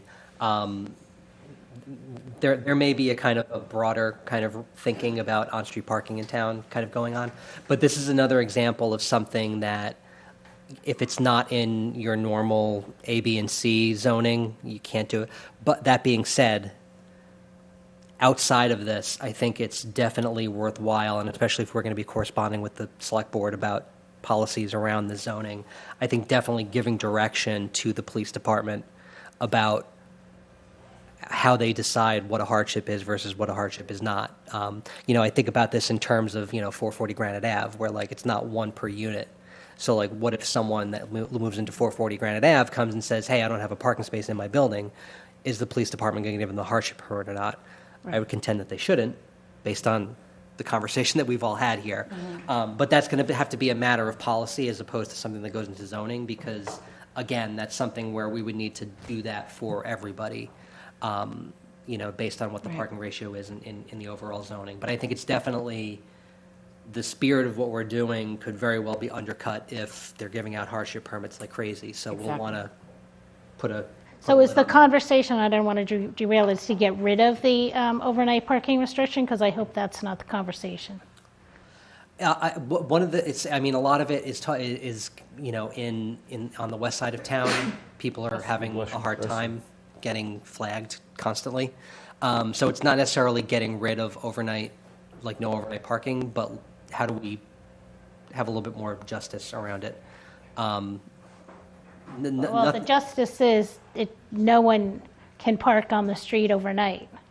It's unflinching in its strictness, and I have feelings on that, but people that are trying to I park lived on that side of town, and I did get ticketed, and Well, we always look back to Brookline and how great Brookline is. Brookline has no overnight parking, and it keeps the town somewhat contained like a with the town. cars. Keeps it like a town. Yeah, exactly. Not a city. Biggest town in the state or something, Yeah. not a city. So I think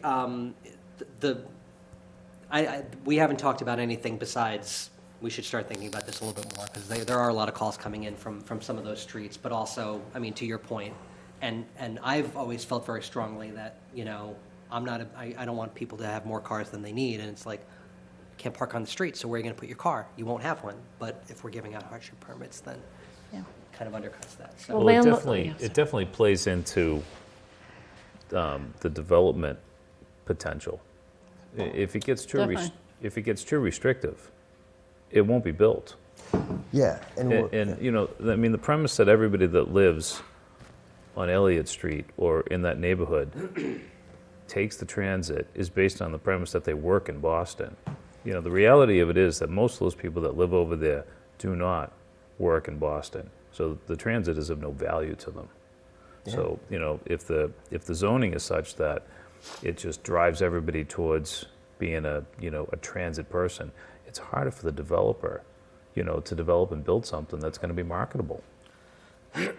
That's just the reality of it, Yeah, if you drive in, if I'm a guy who works outside of Milton, and I do not work in the city, and I never have. If the property didn't allow me to have a vehicle, I'm not a buyer.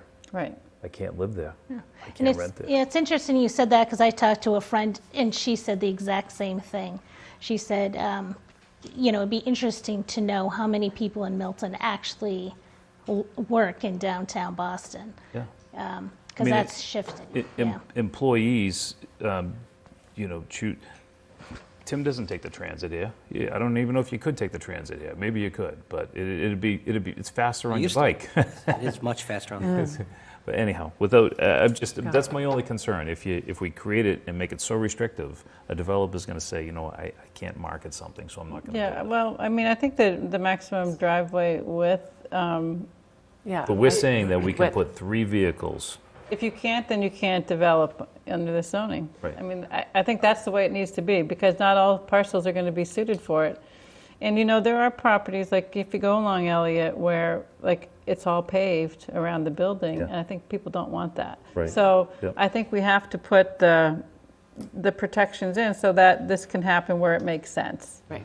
I guess I'm misunderstanding. So is it 12 feet all the way down or 12 feet that opens up to 3 spots? It can open up to 3 spots. I mean, it's the driveway that you're coming in. So in And it would- other words, you're not just going to have a really wide driveway, which allows you to park Paved to your 3 lot cars line. and back out into. But if you have that 7,500 square foot house or a 10,000 and you put 3 cars on it, can you do a dogleg driveway where you come down 12 feet and then you turn and you have 1, Oh, 2, sure, 3 yeah. spots, 12, 12, Well, 12. and you could have it come in and then widen, so you have 3 spots on the side. So But 3 it- spots at 36 with a 12. It's just the fact that you don't want somebody to be saying that they can just park in the front because they have a wide driveway. So this you is just know? a 12-foot curb cut. Yeah, yeah. Then And then should that it would say get reviewed at site curb cut plan instead review. of- Yeah. And a minimum lot coverage. Yeah, we Because have the lot driveway would be- coverage too, yeah. Lot coverage, would it be And we included in the still parking? also have no parking in the front setback? Well, we have elsewhere I looked at that, we have it no more than 40%. It's in otherwise in the zoning that you can't park. Paved. That'd be paved, right? Max driveway width is 12 feet. So if it's grass, you can still park. So what is a driveway versus this? So Okay, the transit area, because it's a 3-unit max, a 12-foot wide driveway would be standard, whereas if you need 2-way traffic, like in a larger parking lot, you pretty much need 12 feet. I mean, you can narrow it a little bit, but that's the idea behind these maximums. I mean, we're seeing it in our work that the city of Boston, where we mostly do our work, wants to narrow these things up. They're asking us for even to go narrower than these. Oh, no, I get the 12, but as it's written, does it limit it to 12 all the way down the, once again, can you do that think- dogleg that I described think with what you- that specific wording? I think what you say is your driveway is this and your parking is this. So Does it say that here somewhere, or am I missing it?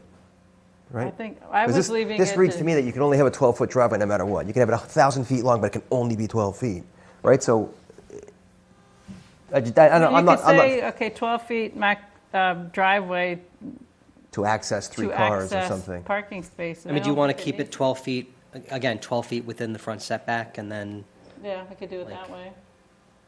I just didn't want the whole side yard setback being paved either, because I think. when But you look couldn't at say that- 12 feet in the front setback, because what if 12 feet exceeded the 40%?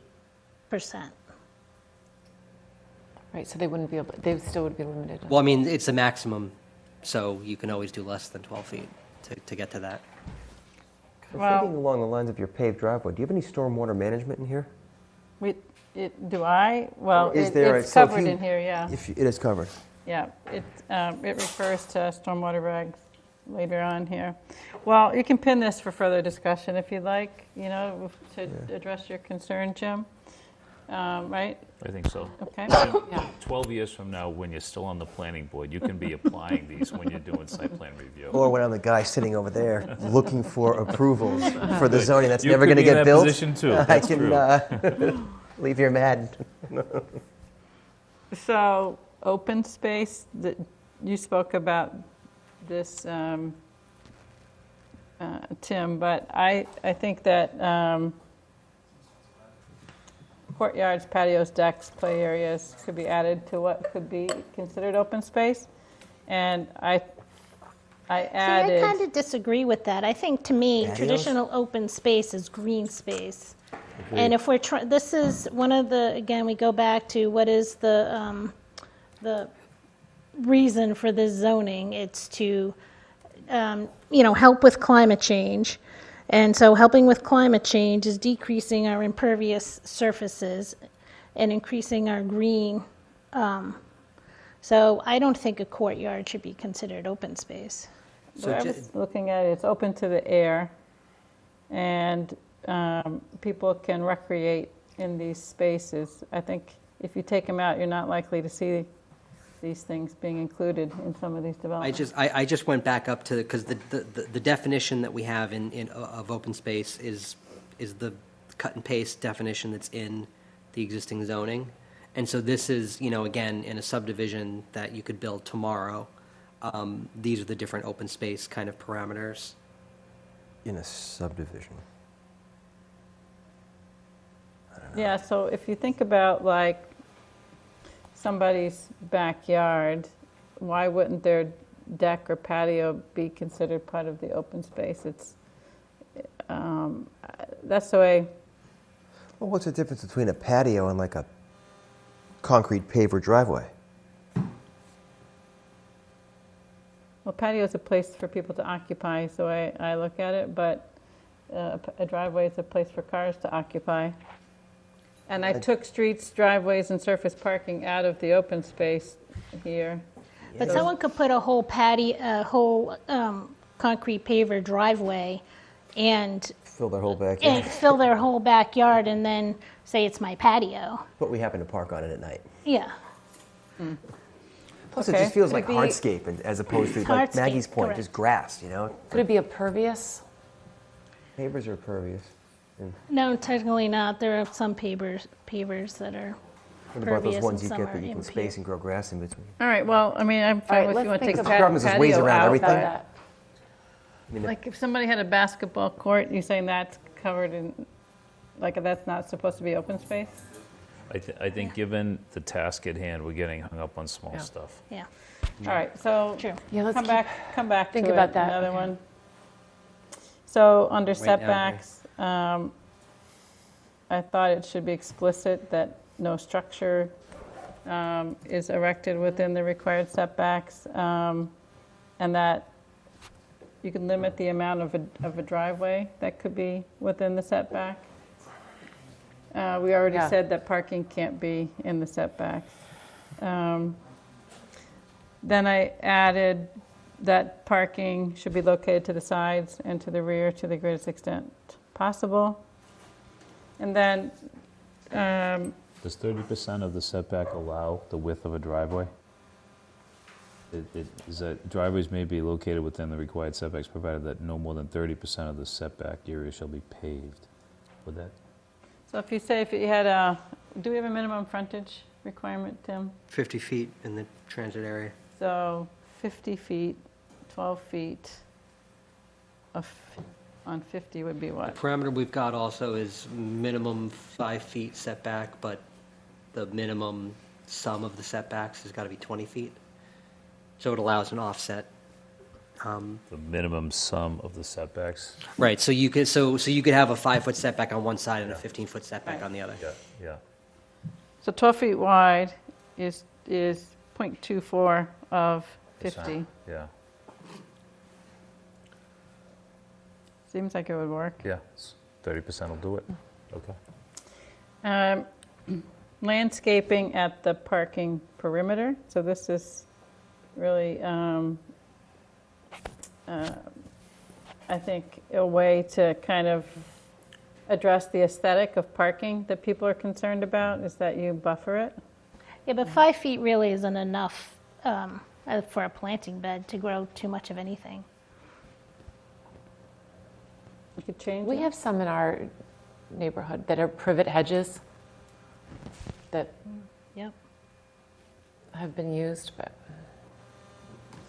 I did start with a little bit more and then I dropped it down, so we could look at these numbers again. Yeah. I mean, again, the idea is to require it. And then it is, yeah. if you wanted to up that to like 8 feet in some areas and more in others. But I did see too where in certain areas that a narrow one can be effective in some places. So if there's a 5-foot minimum setback, side setback on these?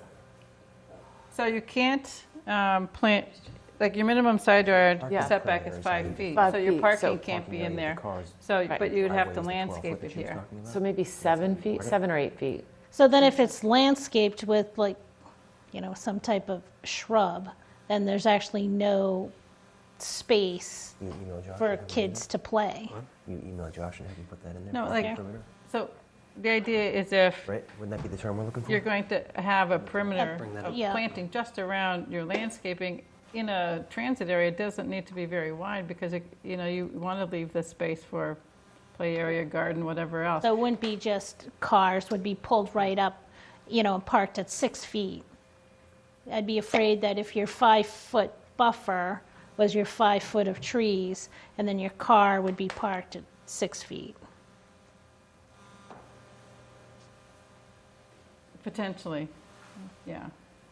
I mean, we could say, some of these might need a little fine tuning for the transit area versus other areas Right. because you're smaller lots. But I'd say like the concept of having landscaping at the parking perimeter is a good one to include. So, again, we could think about those dimensions a little bit further. And then the next one on the landscaping at the parking interior is to address the large parking lots. Like when we looked at Util's layouts for Granite Avenue, you see those huge parking lots, and you think all the impervious area there. I looked at design guidelines in other places and putting these together. So there's they're not taken from any one place, but they're informed by various ones. So this idea of a landscape divider after every 10 parking spaces, and then shade trees there so that you really can get the parking lot to look much better that way. And then at the end of a run of parking spaces, you'd have a landscape area as well. And that's what those minimum 5-foot wide terminus landscape islands are. And then the next one is screening for parking adjacent to the public sidewalk. So I didn't change the public sidewalk. I just had added the other ones. I didn't change the parking materials. It seemed okay. I added existing landscape. I don't know how far that we can really take this, but it did seem that we should. I know the definition of what's significant in an existing site feature, but trees located within setbacks seem like something that could be defined. So there's some large ones. Stone walls and historic fences. So those seem to be at the perimeter. And so it seemed to me if we could try and get those preserved and called out, we should. Like a certain caliper size? I just put them within the setback, but we could call it a caliper. And then I added this about landscaping being a design as a placemaking feature, not just a buffer. So when you're looking at these large parcels, that you actually have places within the landscape. And then under plantings, I thought we should include that it's mandated to require shade trees. And I think it should be of a certain size, So if you want to, not just put in some rinky-dink, like 6 to 8 foot tree. so we can add caliper. Some, I saw a lot of them said 2-inch, but I don't know. Minimum should be like Minimum, 3. Yeah. I would say 3, yeah. I think the 2s have struggled. And then under lighting, I felt like we don't want to exceed what the engineering, the lighting recommendations in the Engineering Society. Should be dark sky compliant. And they should be dark sky compliant, yep. On the mechanicals, not located in the front yard setback or in the open space. And they should be screened. I'm thinking like transformers. So this is again sort of larger development, not the smaller ones. But we ran into that at 440 Granite Ave in terms of where they're putting the transformer, for example. And then the ones on the rooftop should be incorporated into the architecture, so not just so visible. I think if you're referring to transformers, you should add those words because mechanical equipment typically wouldn't be considered, Okay. transformer wouldn't be considered a mechanical piece of equipment. Probably need to add that specificity. And height includes mechanical, right, on this, in the zoning? I'm trying to remember. It allows for things to go above. So I think we should look at that, just to put a footnote. I think height, should include mechanicals. Not like cupolas or pergolas, but mechanical, because that's going to be framed around the roof line. So that can potentially add 8 to 10 feet onto a 75-foot building. You want the Or 60 mechanicals foot. on the roof, though. You don't- want them, but you don't want them I on the think ground or the basement. Yeah, but it makes for correct, like a but you want higher it, I think, structure, included in the she's saying. total height. But we're moving towards slope roofs, right? I just want to make sure I haven't lost track of. But well, let's think about that. Talking But about. Yeah, I'm not sure about including the equipment in the total height, because that might send somebody to do ground-mounted equipment, to Tim's point. yeah. Yeah. Well, it was we an wouldn't issue with want. 440 and the total height. I think that was something that I was looking at. What are in Hendry's, when you're looking at the height of a building and then you're looking at, a gate or whatever you're going to Well, that's why enclose, integrating it enclosure. into the architecture, I thought, might Well, do Yeah. what the sloped roof. residents. So, Pardon? Oh, some of the residents have been here for a while. Yeah. yeah. I feel that I agree Right, with you. All right, so let's, how close are we to yeah. getting to the end here? okay. All right, let's just, I added this about resiliency and sustainability. Those Granite Ave properties are, really kind of close to marshland and so forth. So I just thought that it doesn't mandate anything in particular, but it does ask for them to comment on it. Tim, do you think that'll pass muster? You got to try. I mean, it's that important. All right, so and then the renewable energy, I thought we should address that as well. And low impact development. Again, these are things we're striving towards. We haven't necessarily pushed through on everything, but if we're doing new zoning, it seems like we should put in what we're striving for. This is the stormwater piece, Jim, that comes in there, all of the requirements. I didn't change that, other than putting in that low impact development opportunity. And that's just in keeping with the rest of the town? I think so. Tim put that in, yeah. I did a little bit under mixed-use development, addressing retail facades, having greater portions of transparency than solid, including small setbacks at the street level to incorporate seating, displays, and rain cover, and then sidewalks with sidewalk width at retail facades being a minimum of 10 feet. So could we ever, I think I brought this up before and I was probably shot down, but restricting our commercial to non-chains, corporate chains?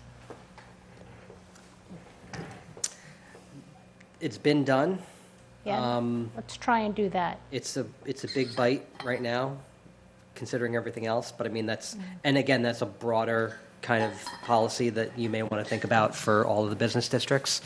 I mean, I think about, I have a buddy in San Francisco that worked on their kind of, chain retail kind of limits. So it's been done, but it's complicated. So if that's a priority, again, I don't want to discourage it, but maybe that's a future thing as opposed to right now. No Red Lobster, Maggie. No Red Lobster. Heartbreaking. Ian won't be happy with that. Bumming. Chipotle's good. Anyway. All right, that's something to think about, how we... We are getting a burrito place I agree. at the plate. All right, Yeah. so All right, so retail burrito place facades at El shall Barrio. So looking forward greater to that. proportion, yeah. Yeah, I'd like to look at some of our overlay zoning. I think a lot of what we did in the Milton Village was really good, some standards and design guidelines that... Yeah, we can add some more on the mixed use. I feel like there's more that could be added there. Under the outdoor space, we talked a little bit. Outdoor space I see is different than open space. So maybe what we could do, Maggie, is consider the patio as being outdoor space. rather than open space. Yes, so that yeah, we can that's look a at these better- two yeah. things.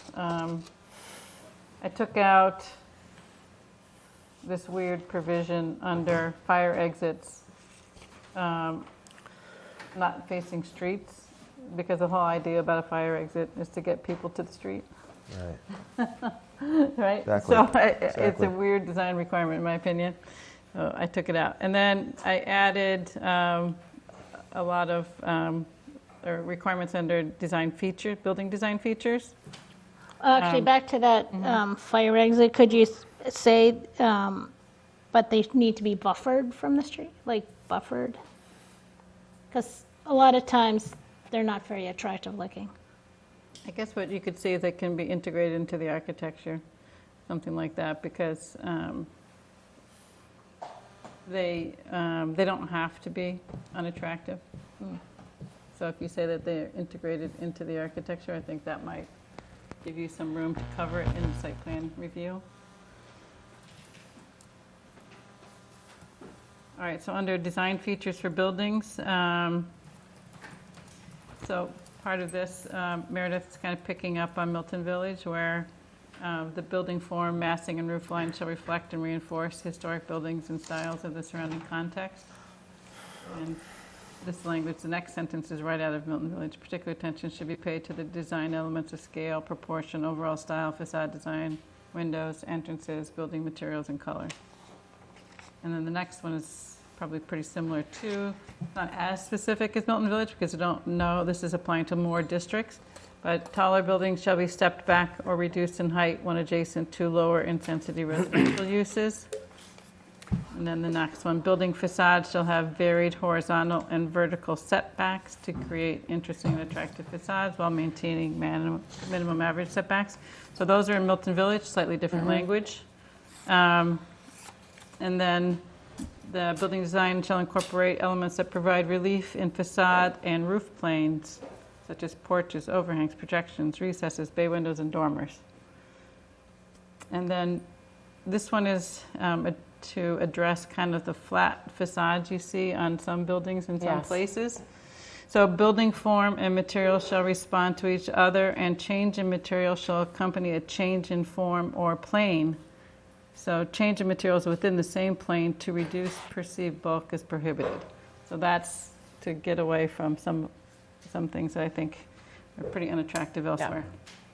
And then about the materials, using durable materials that convey scale in their proportion, texture, finish, and detailing, and that contribute to the visual continuity of the existing historic neighborhoods.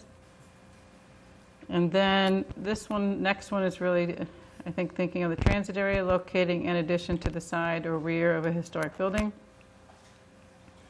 And then same thing with H, minimize the potential disruption of privacy of adjacent neighbors through design that restricts views into adjoining buildings, private open spaces, yards, and patios.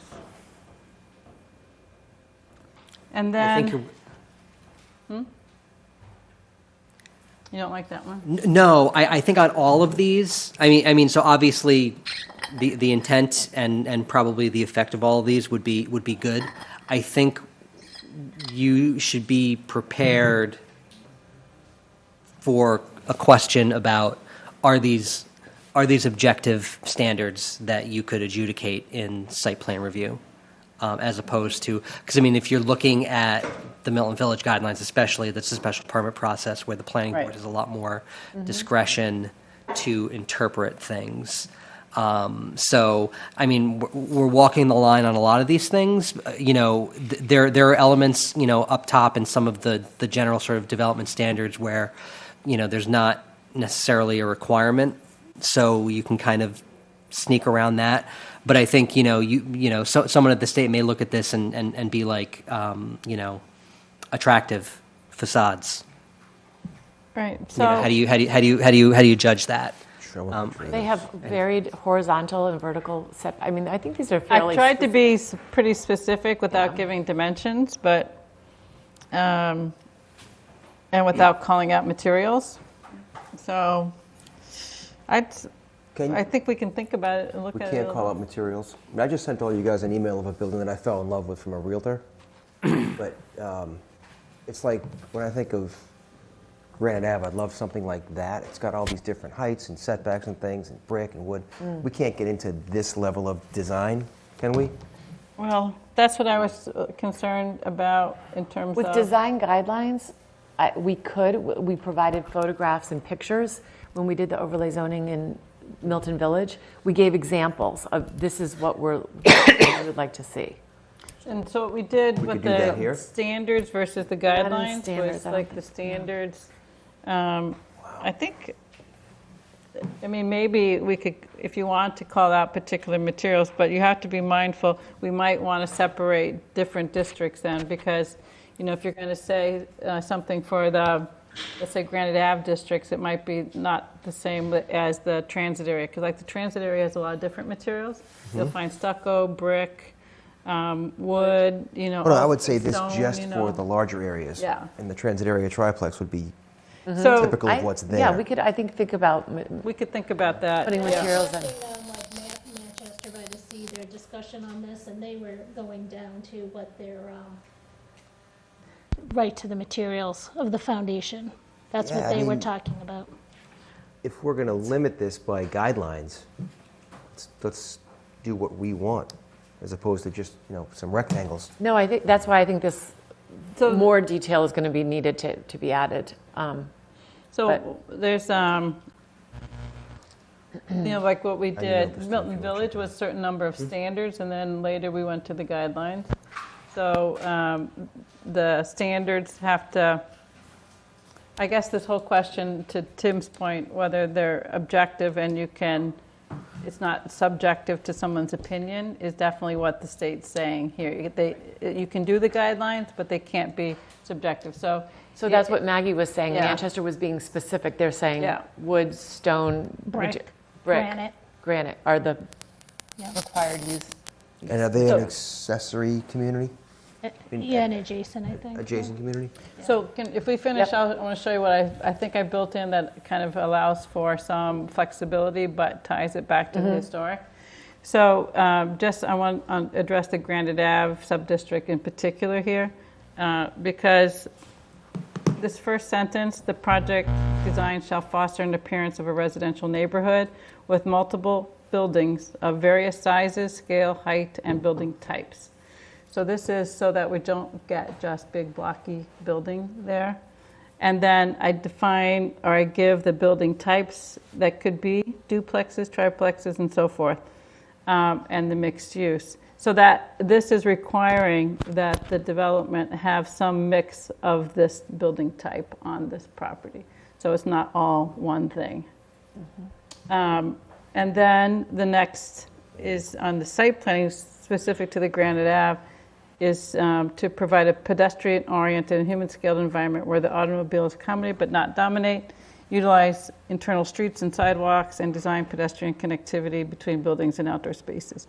We don't have blocks, where you have something that this much acreage where you don't have streets, So it seems to me this needs to be thought of like a neighborhood.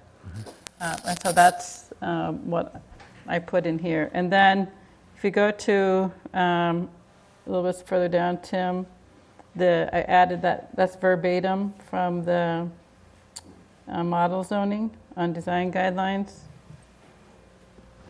And then if you go down to site plan and design review,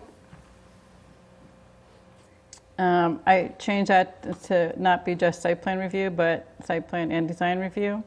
I think Brookline has it So if you went identified back that up, way. sorry, to affordability, there's no affordability in it. 10%. It is 10%. Yeah. So it wasn't, was Newton going up to 15%? Yeah, they've got a financial feasibility analysis. So in order to go above 10%, you've got to provide, they have a scope for basically what type of, you've got to basically have an independent third party demonstrate that projects are feasible under a greater than 10% inclusionary So the scheme. town actually Yes. has to undergo that? Yeah. Should we undergo that? I think it's a fine idea. Do you know who their consultant was who did that for them? There's a bunch that have been doing them across the Commonwealth. So that's definitely something that we Don't we want to get in the queue for that? We probably should for. Could you get a Yeah, cost get us on one. that? What that would be? All right. That would be great. Yep. That's. And it has to be done, Tim, by who? Just a third party. They want a sort of a, like I said, there's a number of consultants that have been doing this, and they have a kind of a general, like, here's what we want to see. We want to see X, Y, and Z, and you get someone to provide that for you. One of the things that's been kind of happening, and I think the state's trying to get a little bit of a handle on it, I might have mentioned this in the past, is some of these consultants are kind of loading up their scopes with things that are frankly unnecessary. So I think the state's kind of in the process of trying to come up with like a standard, like, look, we only want to see this, this, and this. So I think now is probably a better time than 3 months ago to have done this, because, you know, we'll save money, quite frankly. But we can initiate that and try to get someone on board. I don't know if we'll be able to get that done, you know, before December, but we've got the affordability that we can have by right in here, and it's just a matter of, you know, go back at the annual and crank that up if we need to. All right, so let's try to, thank you.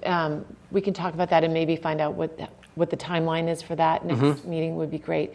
And we should finish up because we do have some people who are here in the public. So And unfortunately, I think we just lost Just them. lost a couple. So I think we should get to them first. All right. The one thing I would caution is some folks, I think, who came in, and this is their first learning of this. And so I think we're going to really need to have each meeting, you know, if people are starting to become aware, how we address the fact that we're like past, if we want to keep moving forward. I guess I'm just trying to think about how we make sure that we have that time. That's all. I think we have to let people speak. Oh, yeah. 100%. To send comments. Yes, absolutely. All right, I think we're getting close down here to the site So do plan you want to review. finish this? Okay. Yeah. Under site plan review, Or do we want to take a break and just let some Yeah, let's people take speak? a break and let Okay. people speak. Yeah. We'll do that, and then fine. we won't feel rushed in this. So, yes, if you'd like to come and join us at the table, and if you want to just state your name and your address for the record. I'm Ashley Brown, 50 Columbine Road. I spoke last week, but on Zoom. Great. So thank you all for all of your time and thoughtful planning on this. I'm coming for a few reasons. One, to say that I, do support. I think it's is it Plan 1P now? I'm not sure the total number, but the transit area triplex plan that had been discussed at the last planning meeting. I think it was the most thoughtful. I saw that the consultant recommended it. It seems like we can get into compliance, but in a way that, puts the development in smart places. I have been following what's been going on with the select board as well, and I listened to the warrant committee meeting earlier this week. And, I looked at the select board materials that they had put before their meeting, and I also watched the select board meeting.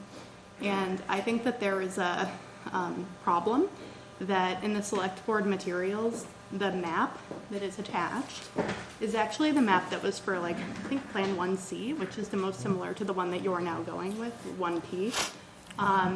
But the actual zoning bylaw is the,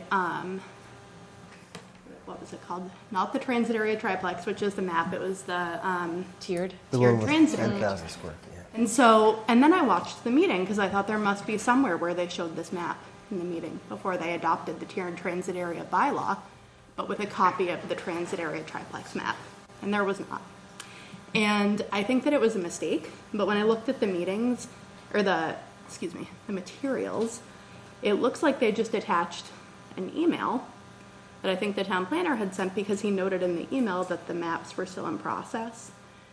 But what they submitted to the public is a bylaw that shows the tiered transit area and a map that does not reflect that. And I think that hasn't been put anywhere in public forum. The map was not shown at the select board meeting. The map was not shown at the MBTA community meeting. And it hasn't been shown, you know, on the select board website. And I do plan on going to the select board meeting on Tuesday and being vocal about this. But I think it's clear that the select board wants there to be something at town meeting. And I think that this group clearly has a lot of the detail and analysis and thought and knows, you know, what has gone into this. And so I would just urge the select board and the planning board to work together, because to the extent we have things going to town meeting that have inaccurate maps against the zoning language, I think is kind of a mistake, but it still is not a genuine representation of what's being proposed. And I think it could be inadvertently deceptive. And when I'm hesitant to use that word because I don't think there's any ill intention behind any of it. But I think just making sure that the maps track the bylaws is critically important, because most people in this town are not zoning attorneys reviewing the bylaws for the specific criteria. They're looking at the map. And so it's just a concern that I have. And I know that you're all working very hard to try to put together a smart and effective plan. And I hope that the select board and the planning board can work together to do so that at town meeting, you know, the town is really put in the best position to think about, you know, at this vote, I do think it's important that the members of the town are given a compliant option. And what the town does at that meeting is up to the town. But I think that a compliant option should be set forward.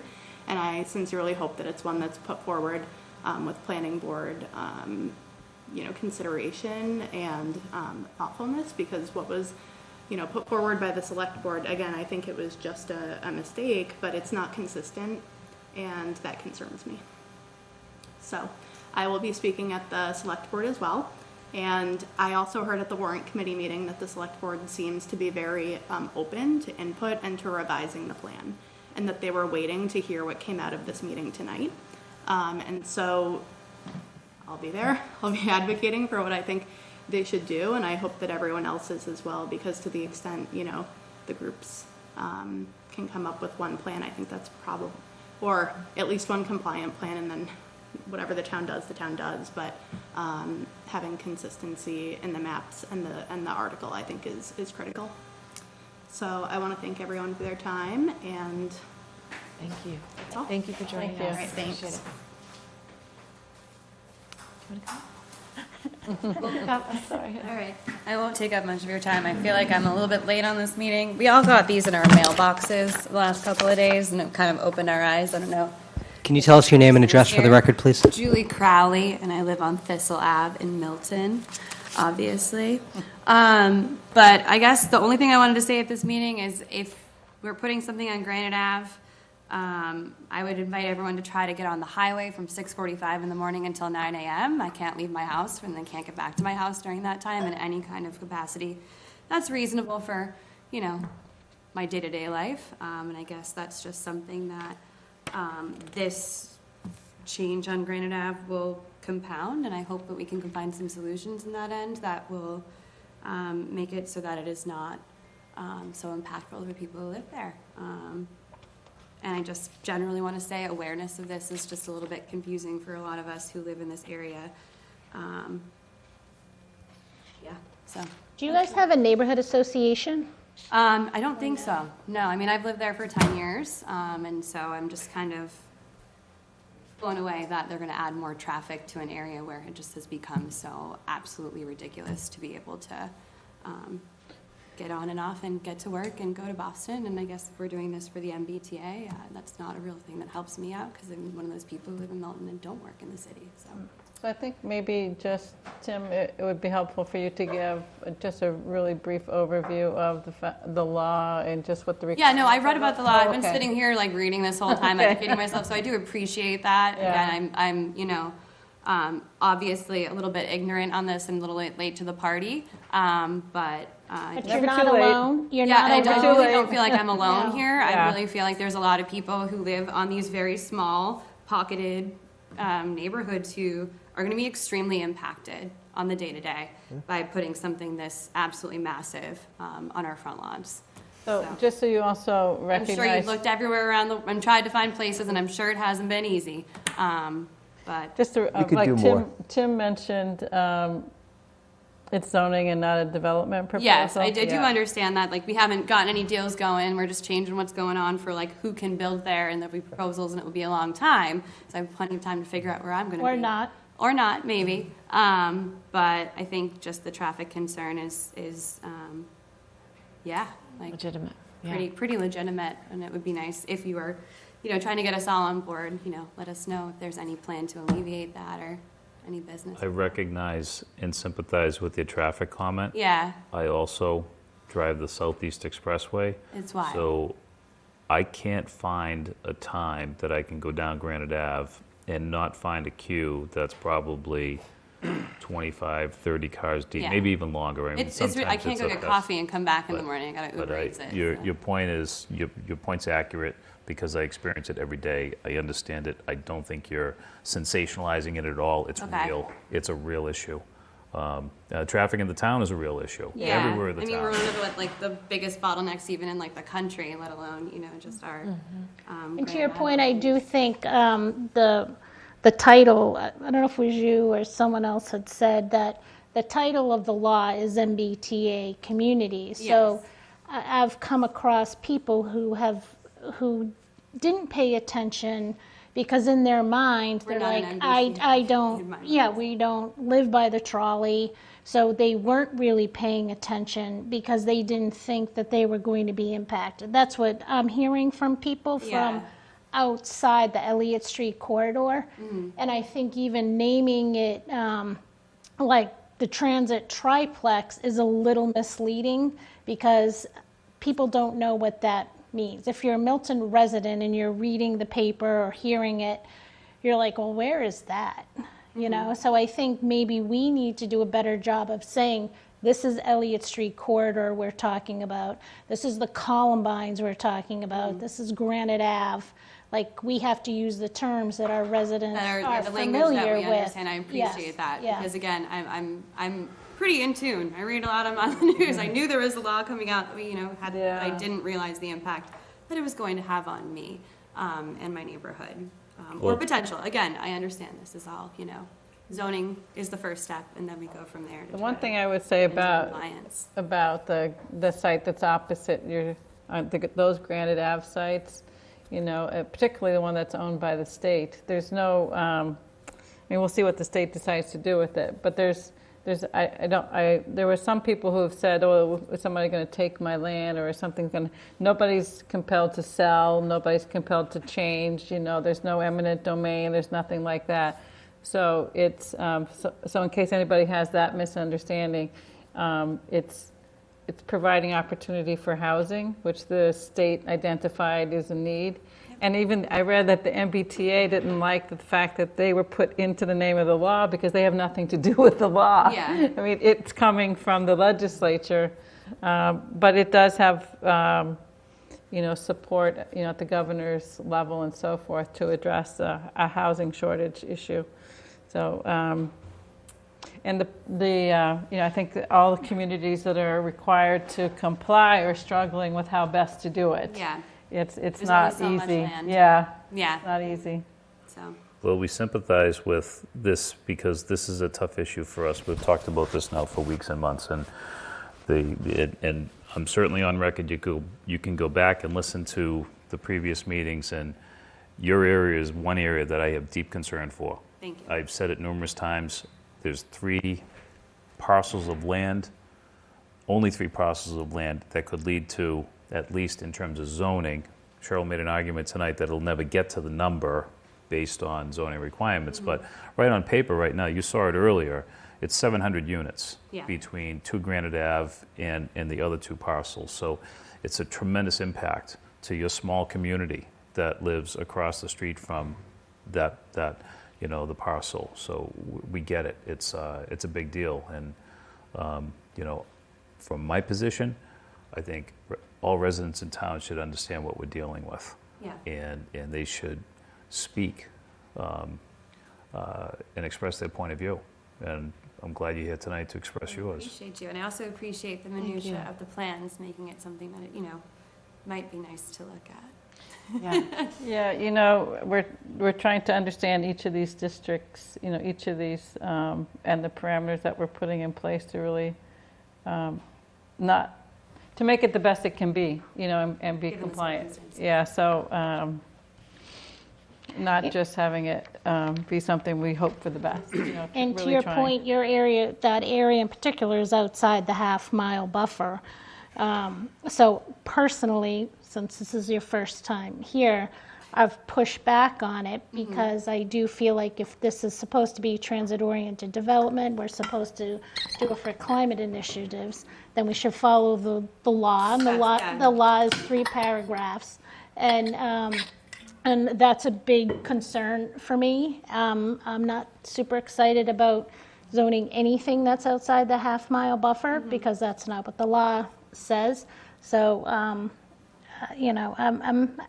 I'm struggling with this. So I know it's your first time here, and you just listened to all of the detail that is being discussed. But I want you to know that there's been a lot of discussion about the issues of kind of, taking time. We've asked for more time. Our staff, there's only 2 full-time employees in Julia. We've got a very small staff, and it's a lot of work for them.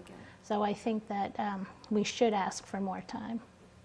So. Is that a possibility? How could I help you with that? Call the governor. Well, just so you're aware, we can make you as aware as you possibly can be tonight. I'm very enlightened tonight. I really appreciate you. I've been reading a lot of laws and a lot of agendas. So. The select board has submitted a letter requesting consideration.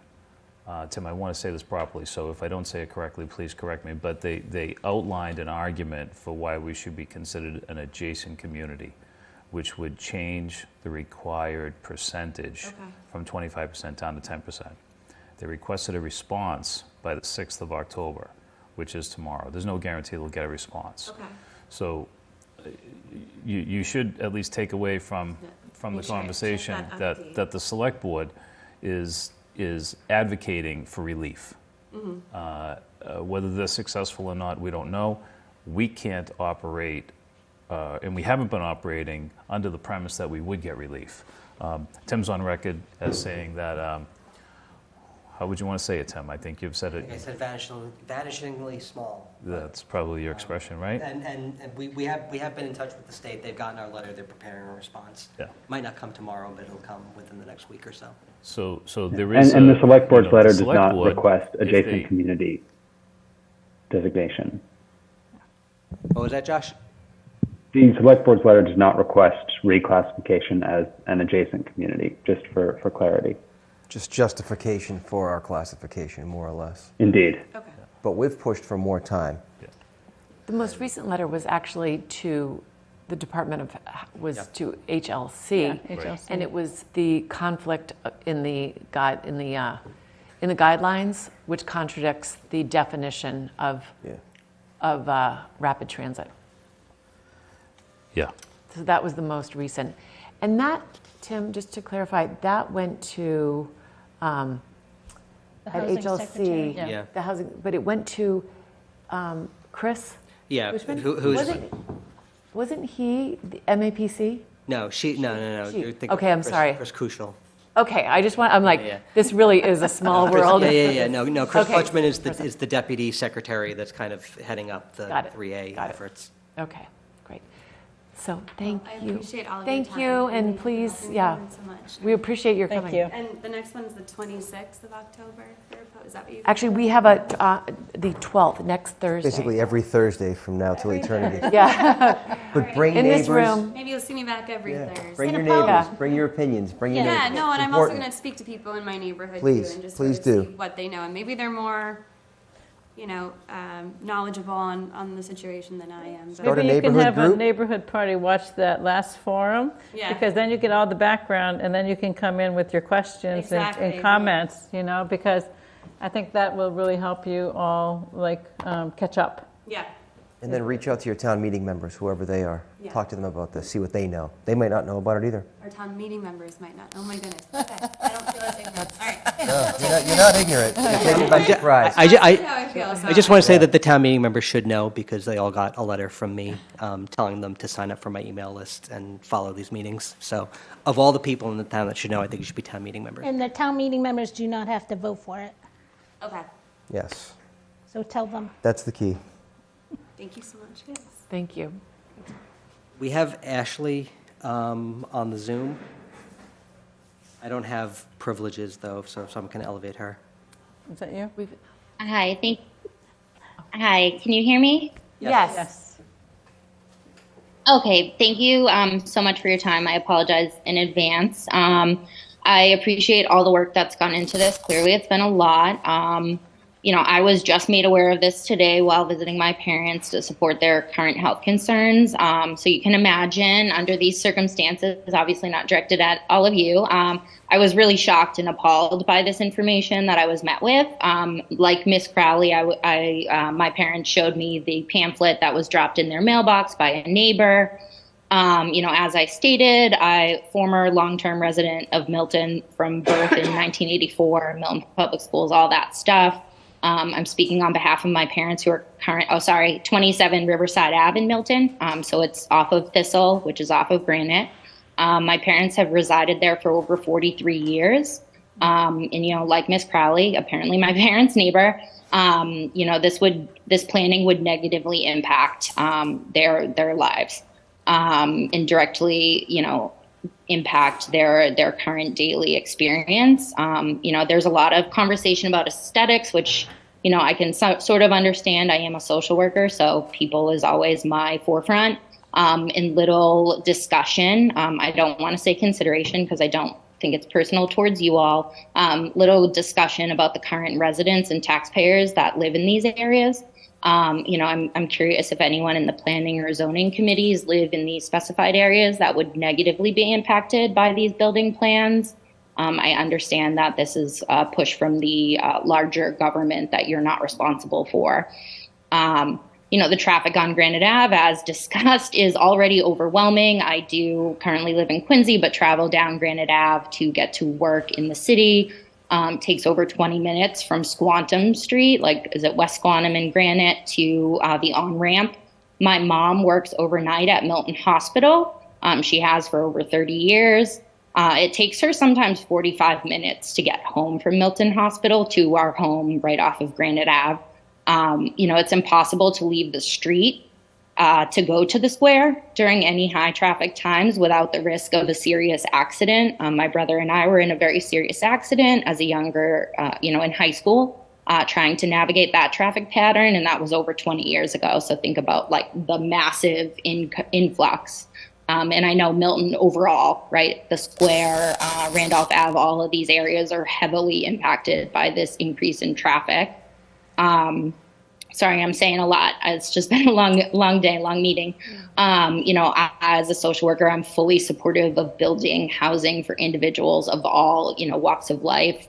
If this planning is to move forward, I highly, highly recommend, request, emphasize that traffic lights, at minimum, if this were to move forward, traffic lights be placed at Thistle and Granite Ave, as well as Portland Circle and Granite Ave to impact these really small communities. I'm shocked that nobody knew about this, but I'm also not. It's a really, small communities that just sort of enjoy this privacy of being part of Milton, but really close to Dorchester and really separate from a lot of, the other goings on. And overall, Milton is not T accessible. The MBTA as a whole is terrible and not really functional. I work in Boston and wouldn't possibly take the T to get to work. Most people in Milton that I know do drive to Quincy, so still needing cars. And I know that was a lot to say, but I really appreciate all of your time and thoughtfulness in sharing this information. That's new to a lot of us. So thank you. Thank you, Ashley. Any other hands up on Zoom for comments? Or anyone else? No in the further public? hand. We have Chris Shirley, actually, just raised his hand. Chris, okay.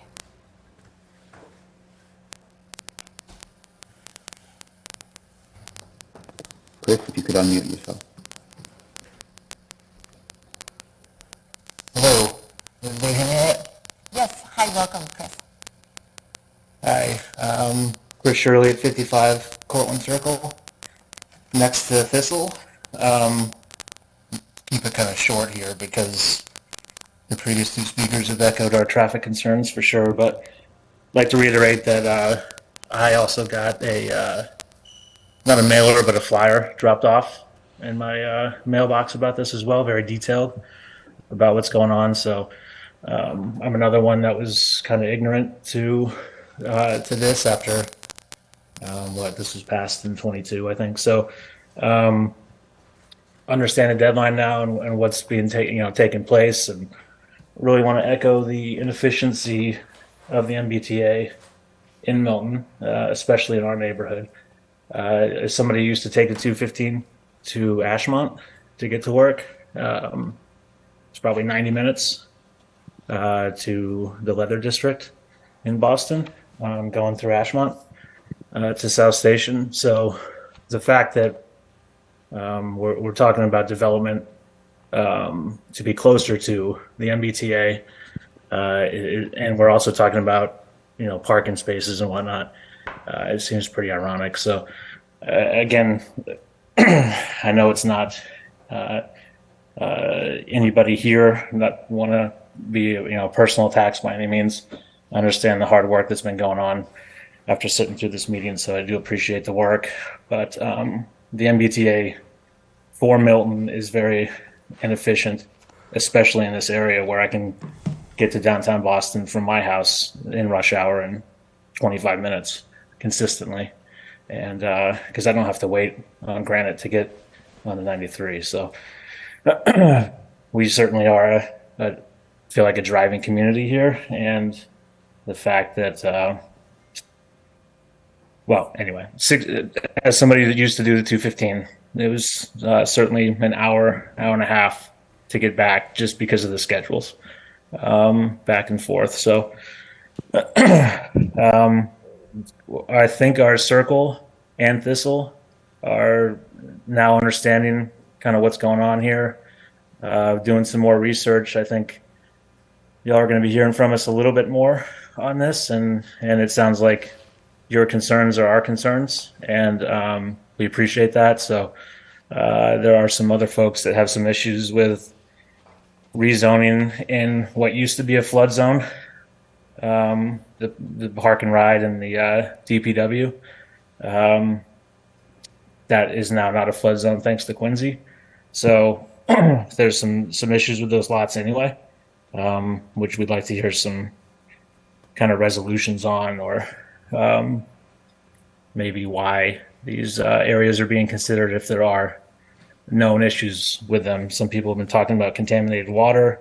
We're also concerned about the sewage upgrades that would have to happen here if we're adding 500 units in just one spot. So things that I'm sure you guys have talked about over the last year and a half. So apologies for coming into this late, but we all have some concerns about this, I'd say, after the last couple days. And I think we're going to want to hear some more about it if most of these units seem to be in our area here. So I'll stop rambling. Sorry. Thank you, Chris. Appreciate your comments. Thank you. And did you have one more comment? Yes, Ashley. Come. Ashley Welcome. Brown, 50 Columbine Road. I realized I referenced the wrong plan number and letter. I think 1P is actually the tiered transit area, which includes Columbine Road. I do not support that plan. I support the transit area triplex with the mandatory mixed use, I believe is what it's called, which was the one recommended by the consultant. And I figured I said it wrong. Just wanted to be clear about that. The one that you guys confusing. are currently using, Right. I think, is what you're working off of right now for additional modeling. The one that was recommended by the consultant, tiered transit area mixed use. That's the one. Great. I didn't want to be on the record supporting the wrong one. Thank you. So, sorry about that. Thank you. Thank you. So you're referring to option 1N N or P, right? No, it's definitely not P. It's one. I believe 1N was the one at the last meeting, which Right. shows the mandatory mixed use and transit area triplex. Right. My husband's texting me. He's probably telling me the right one. And that one did not include as much of the Columbines. I think 1P was the one. I want to make sure I'm speaking right here. Yeah, 1P was the one that the consultants did not recommend, which included a lot of the Columbines. And I think I had said 1P earlier, so I just wanted to be clear. I do not support that one. I support the transit area triplex with the mandatory mixed use. So that's the 1N, option 1N. 1N, yes. Thank you.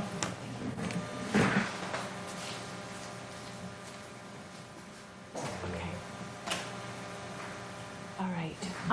Cheryl, how much more do we have to, if we go back to the, because I know I want members to be able to. Yeah, I just want the site plan I design appreciate review. this work, yeah. Can I follow, before we go back mhm. there, can I just Sorry. comment I'd like to follow up on a comment that Maggie made, and I see a ton of validity in what she said. I don't think that the transit area triplex description is helping us. You know, I've we never should liked have- the triplex description. Well, call it the Elliott Street triplex then, if you like. But Right. it's not, you know, the folks that are here tonight, if we didn't call it Granite Ave and we called it Neponset River or something like that, they may not have been as aware of what was happening in their neighborhood. If you live on Elliott Street and you consistently hear Elliott Street corridor, which is where we started. Which is what I started in the beginning calling it. They yeah. would be paying attention to it. But no, the transit area triplex does not, one of our residents, I think, probably said it better than I'm trying to say it, but it doesn't denote the area. It doesn't help people identify the area. There's an awful lot of people that, Elliott Street is a very well-known area. If you live on it or live near it, you hear Elliott Street, you know it's your neighborhood. I don't think it's helping us in terms of getting the message out to the residents, naming it what we're naming it. So one thing, we're naming Milton and Central, and we're naming Mattapan based on the stations that are there. We could call it Valley Capon if you want to keep that consistent with the stations, or Elliott Street. Elliott Street, Elliott Street's great. that district is almost, Elliott Street runs right through all of it. I'm fine with Elliott calling it that. I mean, we were calling it that for the longest time, and I've never liked transit, our triplex rather, as a term for this district. So I'm fine with that.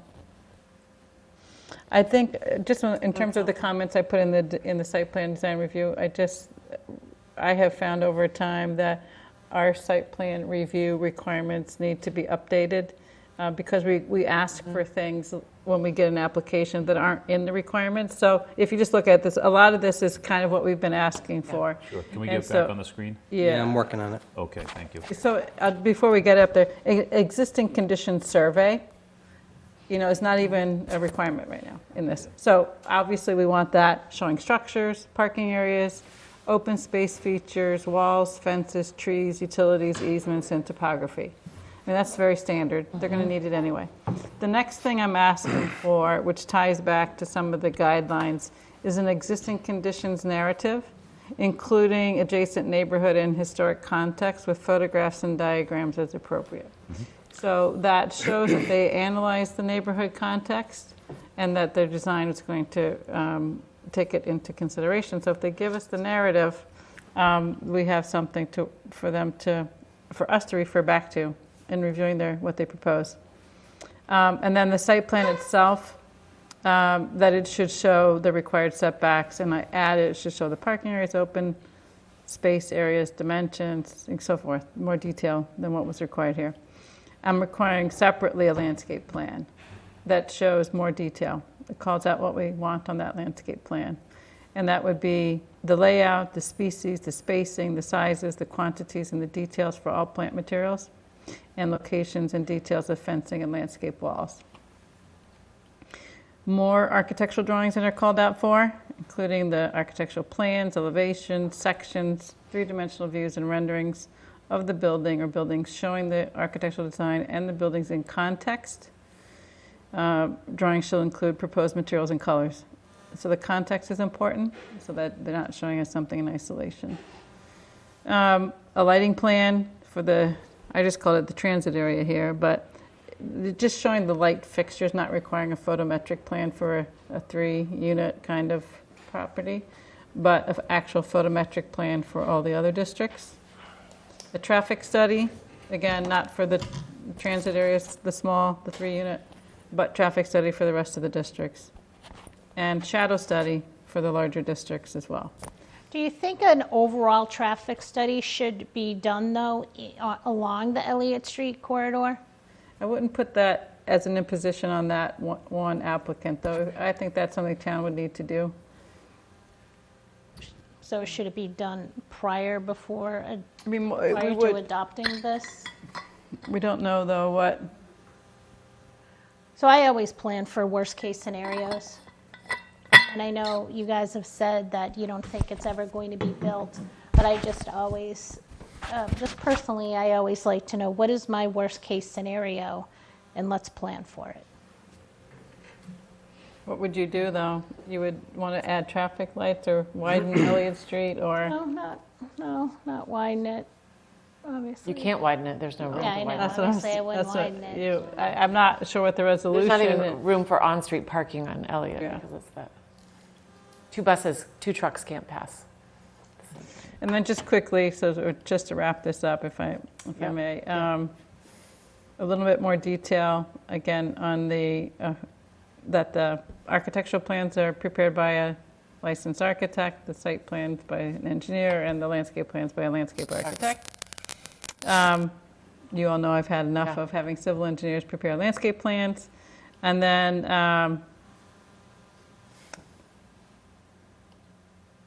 I just added to the findings that they, about the design guidelines. So I'm sure there's more things we can consider adding, but I just mostly wanted to run through this to show that we can work off of this zoning, that the state has got the structure, and we just can fill in the detail. So there's, it's, if we change the structure, then I think having them find it compliant might be more challenging. And I didn't find problems necessarily with the structure itself. So it would need some revision based on the final, map. I would like to add some language that would be more to the single family. It would be able to become a 3-family by right. I think looking at a lot of our ADU proposed when we were looking at an ADU bylaw, a lot of the language talking about one entrance, maintaining, a dominant front entry, or certain language that maintains the character of that it still looks like a single family, appropriate additions and so forth. I'll have to go back and look at that language, but that sort of jumped out at me, that there were a lot of really good things in there that could be applicable to the triplex area, that some of the single families that would be converted to 3 families. I'm kind of thinking we could split the design, some of them as general, and then put them into the transit, the Elliott Street corridor section and the Blue Hills Parkway section as a separate, and then even Granite Ave might be separate than the other transit areas. Because I actually was thinking a lot about the Granite Ave in doing these and tying them back. But there were some things I put in here that I was thinking would be more for the Elliott Street corridor. But so it might be better to look at them as they apply to everything, and they apply just to the smaller. And this is good. I think this is something for us to all go back, and I thank you for. How much time do we have, though? So what's our next step? And like we talked about doing the map earlier, right? And then we've talked We about need the our- zoning itself. So my understanding is When you say doing the map, what does that mean? The districts. the districts, So because going back and rehashing it, like taking away from Granite Street and putting more on the Elliott Street corridor? no, I'm. No, so I'm- our map is, so we're, I'm, so- whether we've made a decision on the map, I guess, is what because then this zoning, like this zoning is tied to a different map. I mean, for me, okay, it takes a fair amount of time to go in and Oh, no, you've done redline believe me, the you've done a zoning. fantastic So job. the more you change the map, the more work it is to do the zoning. So what I'm suggesting is I think it's good for us to select a map. Right, And I then think you're for right. us to say that we think that we want to continue on a path of working on this zoning that, and all the things that we talked about tonight give further consideration to. And then either submit this to the select board and it's for their next Yeah, so their that, next so that vote. goes back to earlier in the meeting when we were talking about process, and I said I had a process question, so I've kind of been waiting for the time Go. to talk about process. So, my understanding is that we have two options. That we can accept the select board article,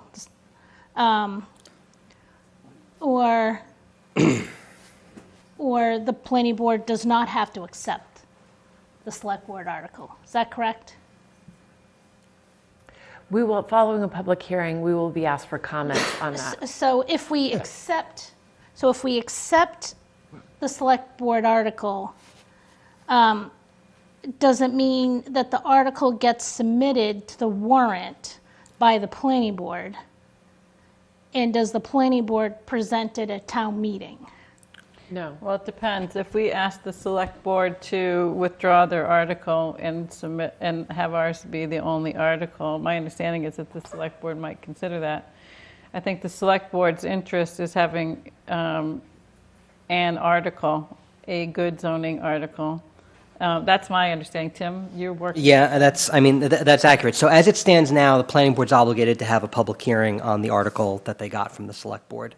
And the way that changes is if the select board, for whatever reason, decides to withdraw their article, which the circumstances would be the planning board has an article that they think is better, which I think is squarely, within the realm of possibility if the planning board wants to do that.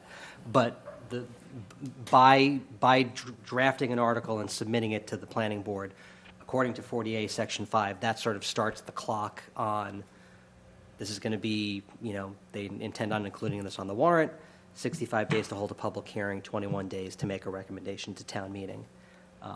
So that's the path that we're on.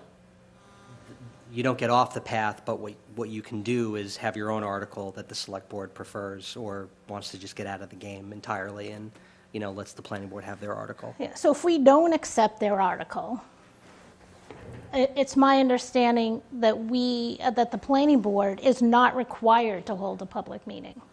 That is not correct. That's not correct. Yeah, you've got to hold a public hearing. Now you can. I thought because you could choose not to have a public hearing, but it still goes to town meeting anyway. So I did, and Maggie, I was in a meeting Yeah. when you called, but I did get in touch with town council on this very question, and I spent the afternoon looking into myself as well. It's uncharted territory. There's no case law. I don't think there's a record of a planning board not holding a public hearing. But there is case law on public hearings that were either insufficiently noticed or had some other kind of defect. And sort of the general thought in that case law and in that kind of in those procedures is basically the planning board. The planning board is, it has an advisory role that is stipulated in statute, but ultimately, if something is on the warrant, town meeting gets to vote on what's on the warrant. Otherwise, it would give the planning board a kind of preemptory veto on any zoning article, which is not really what the intent of the statute is. And so, what the statute is really kind of about is the planning board having an opportunity to hold a public hearing so that the public can understand what the article is, so the planning board can get feedback from the public, and then the planning board can make a recommendation to town meeting based on that public hearing. But ultimately, it hasn't happened. But I think the direction that at least town council is thinking, and they're going to get in touch with the Attorney General's office, the municipal law unit, to confirm kind of what their thinking is. But basically, he says, insofar as the planning board report informs town meeting members regarding the outcome of the hearing and the planning board's recommendation, a town meeting member wouldn't really be in any worse position by virtue of the lack of a hearing than they would be by the lack of a report on a hearing that was held. So it's just kind of like the statute requires it, but the statute doesn't say if you don't have it, 40 lashes with a wet noodle. It just, you go to town meeting, and town meeting doesn't have the benefit of the planning board's recommendation. So we don't have to make a recommendation after the public hearing? So, I'm still under the impression that the planning board does not have to hold it. So we'll wait for. No, you've referenced the late Alex Whiteside a number of times. Alex has, in my experience on the board, has called the planning board out when we have not had a public hearing. He was one who absolutely thought that the public hearing was mandatory. And he also thinks this whole thing's illegal. Yeah. Just pointing out the thought about the I get public it. hearing. Get it. If you want to get public comment, then why would you not have a public hearing? If you want the No, it's a public, great place if you for want the input. public to be informed, why not advertise it in the newspaper that you're having this public hearing? Not having it is a disservice, in my and opinion. I'm not advocating one way or the other. I'm just asking questions because we have been asked, and we've had emails from residents questioning the process. So I am trying to understand the process. I'm not advocating one way or the other. I'm just trying to get clarity on the process. As you all know, I personally don't support the select board's article. I think, that as we've discussed, that it's not a good article. And what do you mean it's well, not a good the article? article that they wrote, there was no design guidelines, there was no standards. They didn't reach out to the neighborhoods who would be impacted, and I know that all comes under the title of public hearing, but as written, before you touched it, we all were in agreement it was not a good article. So I don't personally want to accept the select board's article.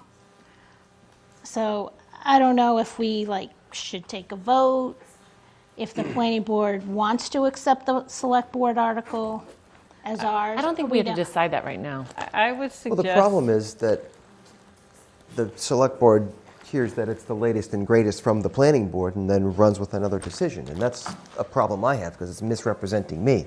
I'm kind of with Maggie in that not only do I not agree with the select board's article, I think we should go back to the maps and take some units away from Granite Ave and put more units on Elliott Street and get it. I don't think we're done there, but we're jumping into guidelines now when we're talking about accepting the maps and once again pushing this thing forward. And it's not, I don't feel that it's, I'm not on board with it. But if you want to have a vote and it's 4-1 and I'm the only guy in opposition, then great. But I still think there's a lot more work to do with the distribution of density throughout the town, is my feeling. And we're jumping into guidelines, and that's great. And once again, we're always up against time, so we're going to just... what we had talked about was wanting to put forth what we thought was the best zoning that we could do that was compliant. And so there was talk about writing zoning. I asked who would do it. I spent hours I'm doing not saying it. the work isn't great, Cheryl, and believe me, it's something I never would do, and it's fantastic. I don't even have the ability to do it. But here's my point about that is, it becomes our work when we spend the time going through it line by line. And that's, in my experience on the board, when we've worked on zoning, which we've accepted zoning articles from developers. Okay. And we've taken that to be planning board zoning, and we've taken citizens petitions Yeah, and that- taken those and making those planning board articles. And so I think we're getting into this sort of idea of sort of turf and ownership here, when what we really should be thinking about is the language of the zoning. I disagree. It's not turf and ownership. It's what's the best for the town. And I So- don't think 1N or 1P is best for the town right now. I think we could do better. I think we So can do more. I know that you've talked about the maps a lot, and my feeling is if that map for the Elliott Street corridor moves a little bit, it doesn't change your guidelines, it doesn't change your process that you're outlining in here, it doesn't change whether you make certain requirements mandatory here. And if we don't spend time line by line on this, we won't. Think about that. I'm not saying we don't spend time on Think about how that. many meetings we've talked about maps and how many meetings we've talked I know. about language. And we're getting so close on the maps. And we have spent zero on the language, But except you're for this crushing it on the tonight. language. So if we spend a little more time on the maps, then it would be a lot easier to apply our new maps to your great zoning. What we're talking about here in terms of processes is what we're doing with language. And my suggestion here is, by taking a jump at this, jumping at the language, is to make this our language and send it to the send it to the select board. I don't want to do that. So we're rushing don't it want to just do like that. we're rushing the maps. Yeah. I really Rushing have a it. hard We have time a with deadline. that. So But we it just don't have a deadline. as What if we waited until January or February? Well, Is someone going to sue us January 2nd? You know what? Look, sorry, you know, Tim, we let- can let avoid Tim this speak. forever, I but that's how I feel. Well, I'm sorry, and but yeah. okay. So and I don't, and Maggie, I just want you to, I don't mind you saying that it's a bad bylaw. Like there's no pride of authorship here. I was asked to put something together by the select board, but as the guy that is putting this together for the select board has not had the benefit of definitive decision making from the planning board on districts or language or procedures. And so the best that I've been able to give them is we talk about this every 2 weeks. We move the ball forward on districts, on dimensional parameters, not so much on the language and the procedures. But now I'm in the position, because what they've wanted is to keep this language as updated as possible and as consistent as possible with the planning board's thinking. And you all have been working very hard, and it's not a critique, but like there hasn't been definitive decision making. So now I'm in the position where, okay, I'm looking at 1N, and if the select board wants updated language that reflects kind of where we are, I have to just go back to 1N and update the language and make my best guess about what the right site plan review procedures are, what the right design guideline procedures are. And so I think that's where, you know, if it becomes, and I'm not looking for like sympathy or anything, you know, everyone knows I'm kind of in the middle of this, but like their interest is, you know, as we've stated before, is having an article that is ready for town meeting so that we can hit our compliance deadlines. That's the prime, I think they care about what's inside it, but not so much as they wouldn't just defer to the planning board on the language. And, you know, I've been doing my best to keep it updated and not getting ahead of what the planning board's thinking is, but like we're approaching a point where that warrant deadline is coming, you know, a public hearing deadline is coming, like this language needs to start looking how it's going to look for the warrant. And without kind of the planning board planting a flag and saying, this is what we want this to be this, we want this to be this, we want this to be this, it's kind of me making my best guess based on the conversations that we have and giving that to the select board. Do me a favor and make sure that you say that when you go in front of the select board. This is my opinion, not the planning board's opinion. but mine. Well, Jim, I mean, yes, okay, that's fine. I don't want to be the guy that is, because again, the select board is, you know, they're reading this stuff, they're up to speed, but they're not planning thinkers in the way that this planning board is. And I don't want this pinned on me, right? And so, I mean, if I don't consider any of this stuff to be my personal opinion, right? My zoning would look a lot different than what the select board has that I wrote for them, and it would look a lot different than what you all are talking about. And so I am walking a line between interpreting like, these are the priorities that the planning board has had, and we want to have as little density here and as little density there, and these are the heights, and UTL comes and talks about things, and no one really objected to this, so maybe that's okay. Like it's all just guessing as to what is going to be acceptable, and that's kind of, again, there's no pride of authorship. Like I don't, I'm trying to do my best job for the people that are asking me to write this stuff.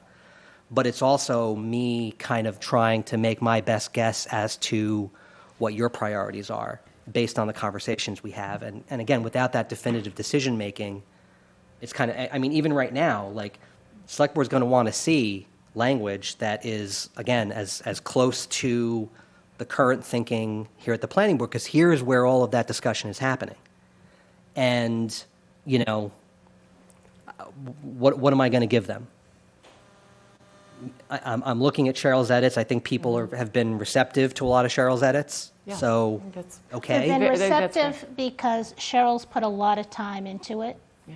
And we're respectful, not just receptive, we're respectful of Cheryl's time.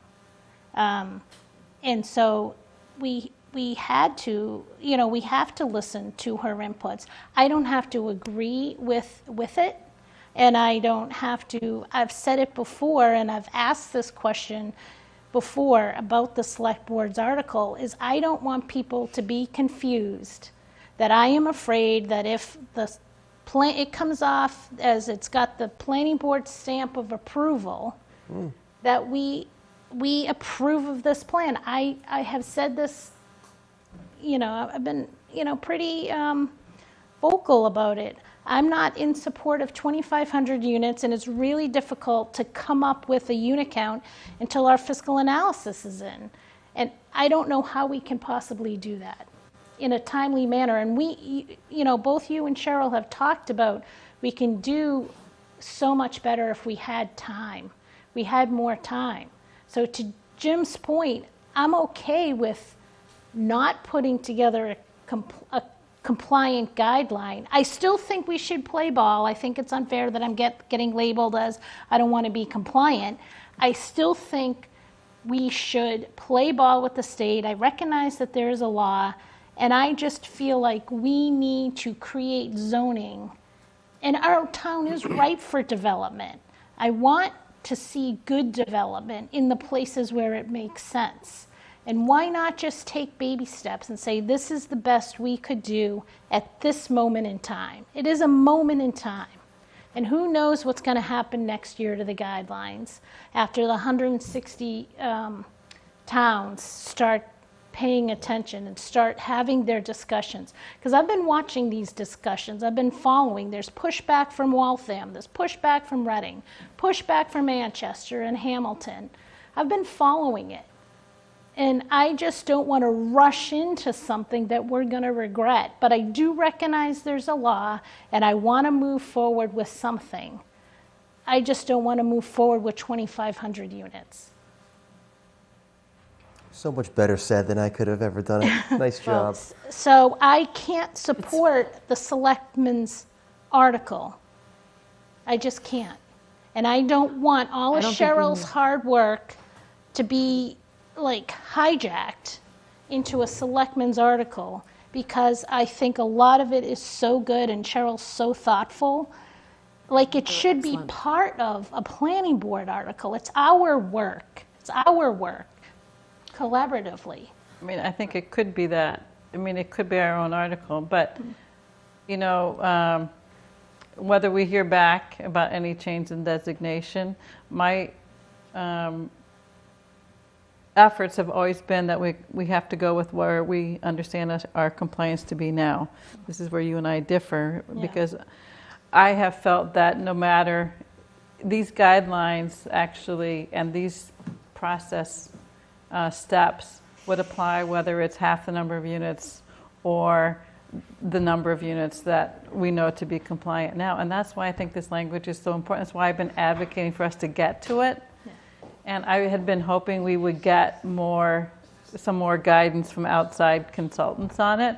But it's so important. I ran for re-election in part because of this and East Milton Square. I felt as if I had some experience and skill set that of all my time on the board, these are the two biggest initiatives for this town. And so I have found the time, made the time to put it into what I think will work for this. And so, I've been not trying to fight whether we do it or not. I've been trying to find a way, how can it work in Milton? I think I've been studying Milton, what's on the ground, and trying to put that into these guidelines in a way that we can, when somebody reads these, they're going to come back to us with something that we find acceptable.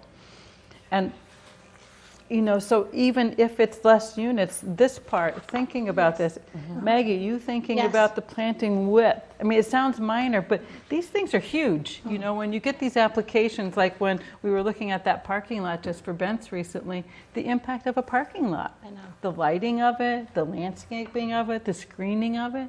So, Jim, in the past I've said this is really what I want to get to. It's why, because it applies no matter how many units this is. And thinking about the smaller places versus the bigger places versus the historic places. All of you have thoughts that can get put into this as well. And the more if it gets put on the website, other people who have been experienced at this, someone like Pete Jackson, who's a former planning board member, they can start looking at it and providing comments on that too and make it that much better. So that's why I'm advocating for really, spending some time on this and, and having it, if you don't want it to be a select board article, we call it the planning board article. To me, it doesn't matter. What matters is having something. I'd much rather have something I think I could support more strongly, be what goes to town meeting. Yeah, and I just think we have to work out the maps first. I do, yeah, and I just, Just me. No, and I know, Sean, you haven't had a chance to comment, so I want to give you a chance. I haven't asked for a chance. Okay, all right, make sure you do. But I was just going to say, I still am struggling with the maps as well, and I love everything that you've put into, because I think this is all part of it, and I think we can do it in parallel, working. I am still very, very concerned. My goal in this whole process is to comply with the law, but impact the least number of current single-family homes and residences. And I think that's the speaker who spoke earlier was saying, let's do it in the right places. I still feel like we have turned over almost every stone. But Tim, could you remind me, because I just wanted to go back, why? Because I think existing multifamily housing, as much as we can utilize what already exists, did we look at Quissit Brook? And what was in Winter Valley? What was the reason for Winter Valley? I'm not looking to redevelop either one of those. I want to, but those are multifamily housing, and we've looked at Fuller Village, but have we taken a real close look? Because I'm just really concerned about the triplex area and the lack of, along that Elliott Street corridor. I know you're saying add more. It is so dense up there. It is really hard to put anything else up there, where I would love to not zone over the beautiful streets like Cliff Road, Norway. That's as much of the Columbine Cliff neighborhood as Columbine Road. It's all really important.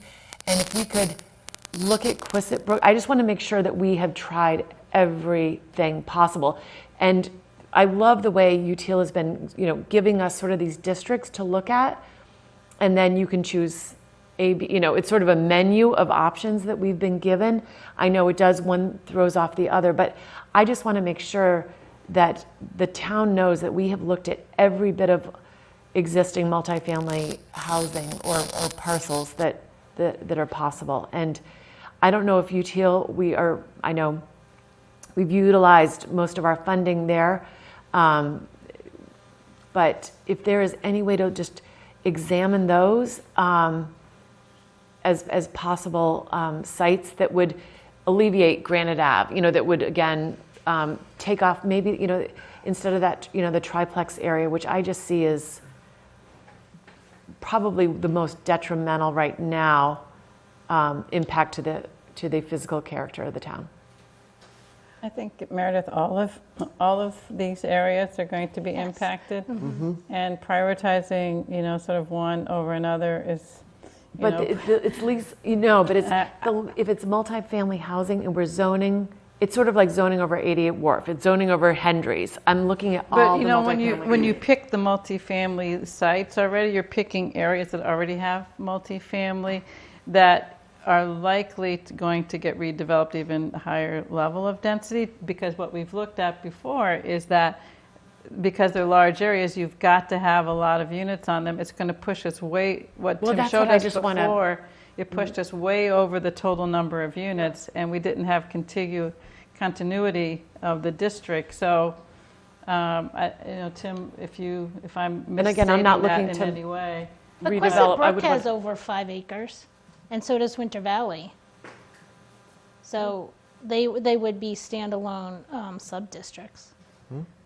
What I'm saying is that the zoning that you would apply to them would, because they're large, my understanding, Tim, when you looked at those before. I mean, we didn't look at Quistit Brook or That's what I'm just. Valley, and I think the thinking. I mean, and we can go back and and could we just see those? We hear. I mean, we hear from folks on Granite Ave, and again, I don't disbelieve any of this. It's entirely credible. But then you look at Canton Ave, right? And we will hear the same thing on Canton Ave, all right? Right. A high school with Winter Valley, with the 40B, with 111 Highland, so there's nowhere in town that makes good sense for any of this, right? Yeah. So what you have to do is fall back on, because if you're going to do Quistit Brook, why not go back to Brush Hill Road?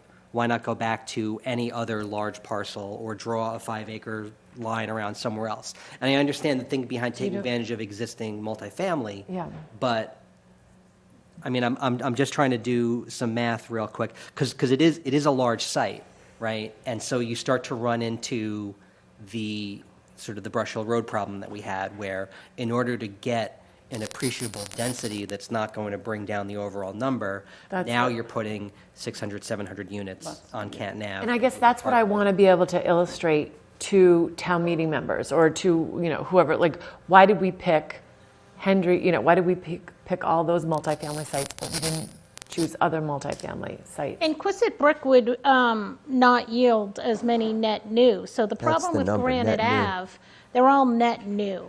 So like in your latest, you did the 2,600 units, but net new is 1,700. That's almost 18. That's still a significant of net new, and we're not including the 500 40Bs that are coming on site. And that's, as a side note, we have to remind RKG about that to factor that into their analysis. So net new of 1,700 from this plus the 500, that's a lot all at once. And so if you factor in Quistit Brook, Fuller, Winter Valley, they're not all going to be net new. And if more units are built at Quistit Brook, that's not the worst thing. And even if Fuller does a little more development, And that's I don't not want the to put worst Tim on the thing. spot right now, but I'm No, just. I'm saying for us, not for him. But Just maybe saying- for our next meeting, Tim, I don't know if you could just, run that model, or Util could just run those, just so we see what that would look like as possible. So if we're going to focus on mapping, I'm going to take another stab at revising this, and I'm going to submit this to the select board for their consideration next week. As the Cheryl plan. As a citizen of the town of Milton. No, I think that's fine. Push forward. Zoning. Go for it. Yeah, I think that's fine, because what Cheryl has put in is zoning language. Sure. Which There's I going to think be a is map great. attached There's to some. it, right? It's not just going to be zoning language. There's going to be a map attached to it. Well, she hasn't changed the map. She Just hasn't the cha- language? It's just the language, because the map is the same. I'm of gonna- what was The amended. map that they have. No, the map. Attached to the zoning? This zoning will have to get adjusted to reflect a map. That's the map that because we it's- didn't want. It's the that- map that was, I think, one. We just studied it, and it became. And So this will be some kind of, map. more or less an article, right? Yeah, there'll be zoning and a map. Am I They're missing gonna, that? they'll have to have a map to go with the zoning, and this zoning that I worked off of was based on a map that represented the tiered transit area. So I think that, Tim, I don't know. So I'm what going to give the you a great select example. board's- I'm going to tell them that N is the map because that's the latest thing that reflects. So then again, I'm going to ETL's work update, that I'm reflects going to planning update board the priorities. zoning So my- language to yeah, be so- Planning to book, the okay. one N. So my concern with this goes back to the letter that a resident wrote. So remember, Cheryl, we talked about a letter that a resident wrote and that the planning board said, we'll just take that and just adopt it. And you raised the concern, should we be doing that? Is that setting a bad precedent? So to me, this seems like the same thing. So you as a resident are going to be taking your work and sending it to the select board. So does that allow every resident in town to go and send the select board their language? They can decide whether they want to take it up or not, but I feel like it's better it's a better plan in my mind than if this board doesn't want to take any action and what goes forward is what the We select haven't board has. discussed no action. That has The never timing, been. I'm talking about no action by the deadlines that the select board has set. Yeah. Because there are an article they've said will be on the warrant for that December 4th town meeting. If I would we like to don't have continue an working on article, this. I would like to continue to work on this zoning language. Well, we I'm- can. We absolutely. we haven't. Even this after is it's seen by the select board, we can work on it. I'm not going to continue working on language on behalf of this board if this board is not making a commitment to move it forward. I feel like Yeah. that would be a waste of my time. All right. And so I need to hear that this board is interested in that. I'm or interested I in will moving do this a forward, different path. absolutely. No, I think that's not what we're Well, saying. define but- move forward. Is it take the existing maps, pick one, and then write guidelines around it, or is it adjust the maps to our zone, to our isn't- liking? This is not our, I don't think you're asking us to accept what you presented tonight for the first time as the final language. No. So that's what I want to make sure. But if it gets sent to the select board, So they may take that as the final language. And I would love the opportunity to keep working on this. So I guess the question is, if, like the option 1N that's been talked about. Which is preferable. And so you've said, Meredith, that you think you want 1N not to be the map because you would like other areas to be studied. And so that gives us maybe One end next. is so far the best, but Best- it's, I'm just trying to work yeah. timeline. Yeah. So that means if we do another round with UTIL and they're able to do it by next week, Tim, are they able to do it by next week? I'll have to ask.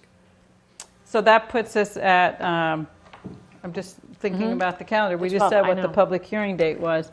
This is- And then you, like I said, I took a leap to move certain things forward, but I don't want to have to keep changing for every map. That might come up every week, a new map, and then I go and write zoning that has to Right. change with that. So I had kind of been waiting, but I thought 1N was getting us close, but we didn't even have language from Tim yet that reflected 1N. So anyway, it's just, I'm concerned about time. Yeah, I understand.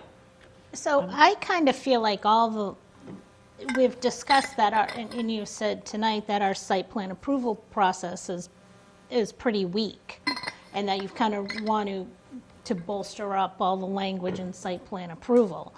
So I feel like that's what you're concerned about. That's what we're concerned about. We discussed it at 4:40 that we had limited input. So I would say, why don't we take all your site plan approval language and deal with that separately, like outside of The problem the I article? see is the warrant, Is there time to get an article that quickly done for this special town meeting? Is my concern about that. And that's my concern about this, the timing on this as well, which is not, I don't think it's anyone's fault. I think it's just. I know, and it's just a shame it's just because important. Tim, he just said that this isn't the way he would want it. And Tim has been put in a tough position, and we all have been put in a tough position with this deadline. And as we talked about, it's the greatest amount of zoning in such the shortest amount of time period. So if Tim is saying it's not what he would be doing, he's just doing it to make a deadline. So one thing to remember too is like the zoning, Tim, does this also go to the AG like all zoning does? Yeah. So not only does HLC have to review it for compliance, the AG has to review it for compliance. And hasn't it been taking like 6 months to get that approval? Plus or minus? It's sometimes more, sometimes less. My understanding was with this, that it's immediate. The AG, that this is effective as soon as it's voted at town meeting. All zoning is effective, retroactive to its date, but also if the AG comes back and says it's no good, then it's So I guess my point about it was we can continue to work on the zoning and even the map and even request a February special town meeting. So if, I'm not sure the select board would entertain that, but the May town meeting, annual town meeting is there. And if the zoning hasn't really been, so we have December 4th, when will we hear that it's actually approved? And someone would actually have the time frame to submit an application. Could we get something updated that basically we're using that review time period and then update anything that we felt like needed updating? So we're not like taking our foot off the gas pedal on continuing to work on it once this gets submitted. Because, once it's submitted and you have the warrant committee and town meeting and all of that, we have some time in there. To switch the tests? I don't think you Not can to do that. switch it, no, you would amend it. You would amend And then it. tell the HLC, hey, we've got a new one. Yeah. Is that, Zoning is amended all the time. So I think tonight, so just for the sake of time, I think that what we would like to do is we keep moving forward.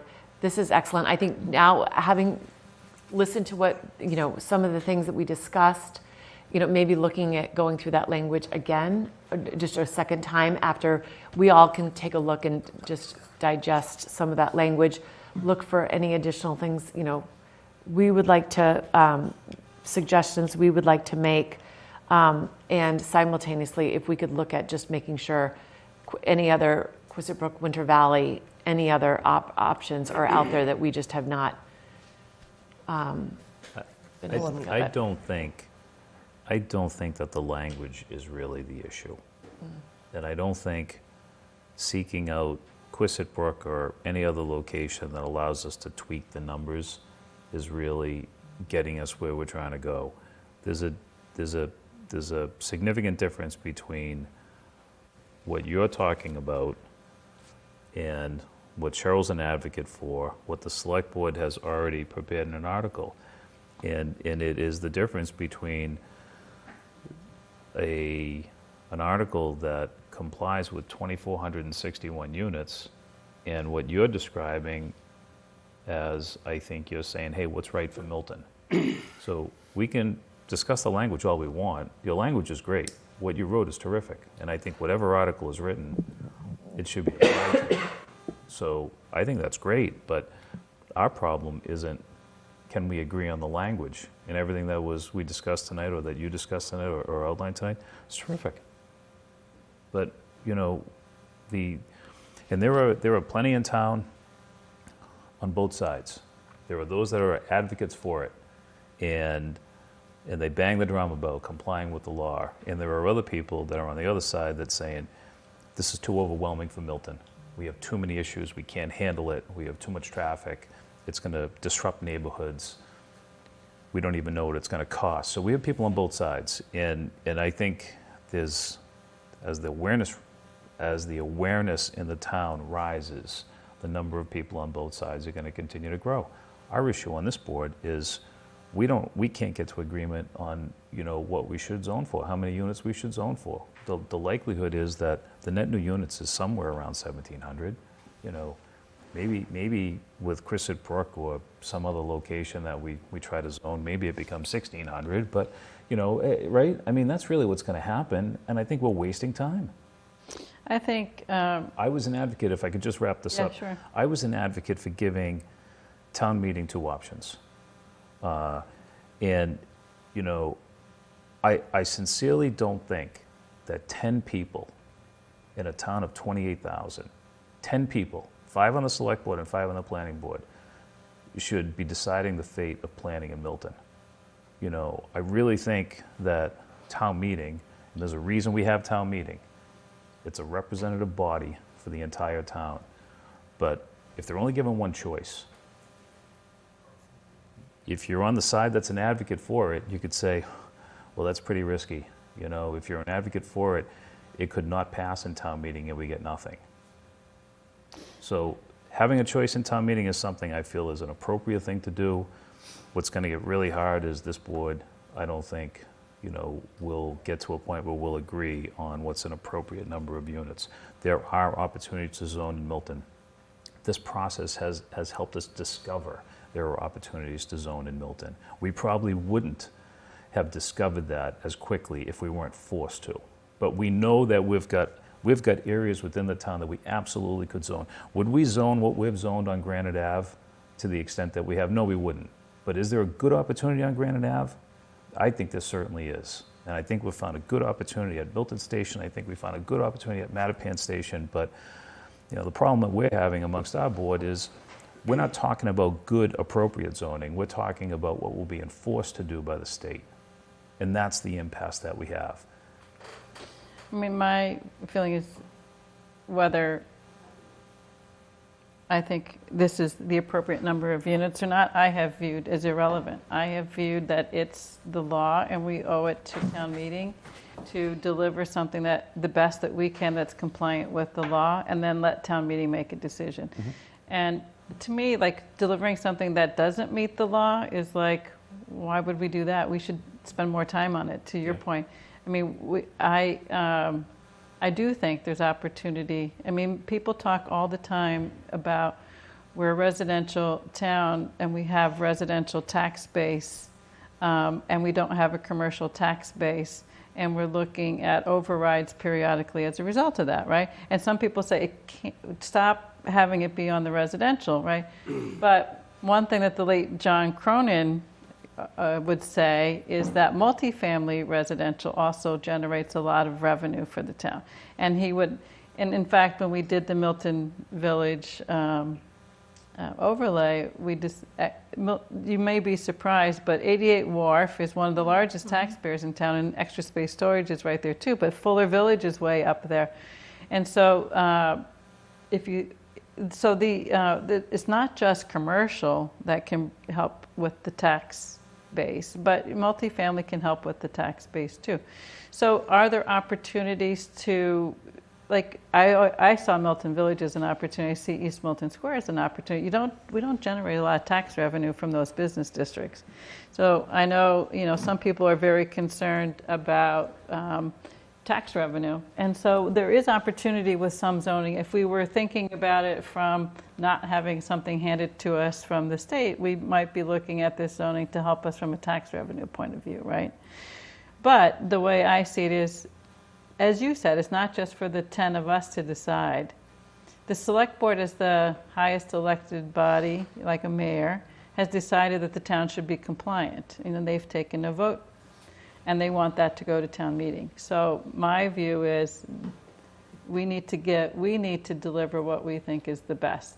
You've seen that they're looking for us, but if they don't get it from us, they're going to take the latest that's been produced by our consultants, right? So, as I've said before, and I'm not even sure because I've only seen a draft of what was written, but The second letter that the select board prepared was an argument. They prepared an argument for, to support a position, as I read this, to support a position that we could be an adjacent community. So we should hear before next week. right. So my point is, you know, they have two avenues. They've already passed an article that complies with 25%, and while they did that, they're asking for relief. Right, because they're still following a path of compliance. And if we hear back that the state agrees with us, then most likely what changes is the map and maybe some of the parameters, like in the standards, which are an easy fix or an easy change in the zoning itself because those are those dimensional standards. But many of the other things that we put in that language of the zoning. Sean, you say that you're not so concerned about the language, but I can tell you when we've permitted projects, that language has been what we have to follow and in granting that permit. And now when we don't have a special permit, that language is incredibly important because that's what the applicant is held to. No, I either misstated or you misunderstood. Okay. I value the language. All I'm saying is that there's a bigger issue out here than the language. The language is great. We're going to have the language. I'm a proponent for it. Okay. But I probably misstated what I had intended to say. We're talking about the language, but the bigger issue isn't getting resolved. You know, and my opinion is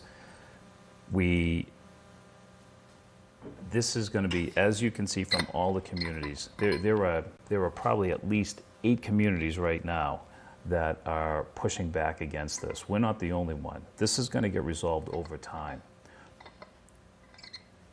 I would suggest, my preference would be to zone something that is appropriate for the town of Milton. I could even, and I've said this to you recently, I would even accept zoning up to 10%.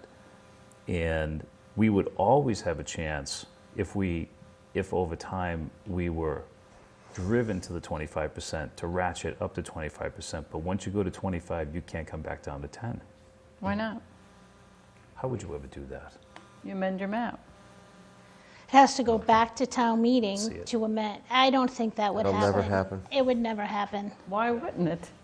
Once zoning is written, I've seen town meeting amend zoning all the time. I know, but it's been Pull minor back zoning. on something like that? I don't think been so. minor. Why? All You right. pull back from a greater number to a smaller number? Wouldn't most Yeah. town meeting So I members think want to do that? we all are. I have no idea, but I doubt it. I think we I keep don't moving agree. forward. We keep this going.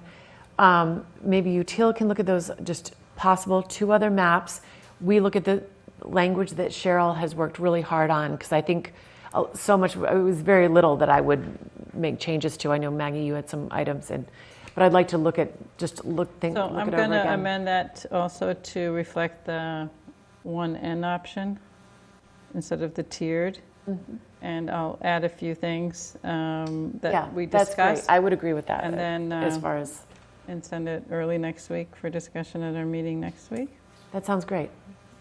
So we didn't really come to a conclusion if it's, We haven't voted on it. Like nothing's. like it's a select board's article. Because again, I It don't. still is a select board's It's article. still a select board's article.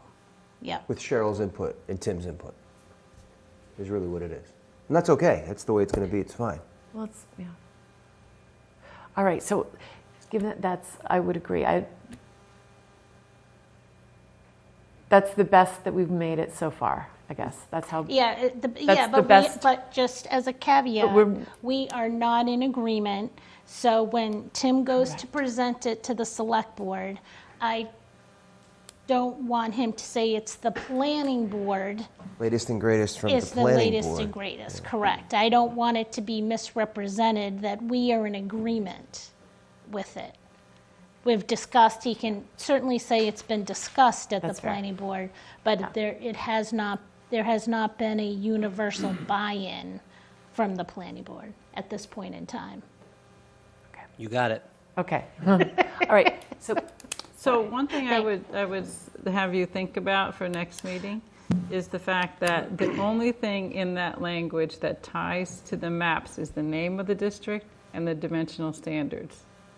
So if what you're real concerned with, it really is the map and the number of units, you can support the language and not necessarily support the map. Right. So Yeah. think about That's that. true. I because- totally get that. Because That's a good point. And That's a good if point. for some reason we can't find a consensus on the number, I feel like maybe there should be an article. Well, why Just wouldn't on- why wouldn't we want them at least to use the language that we agree is better than theirs?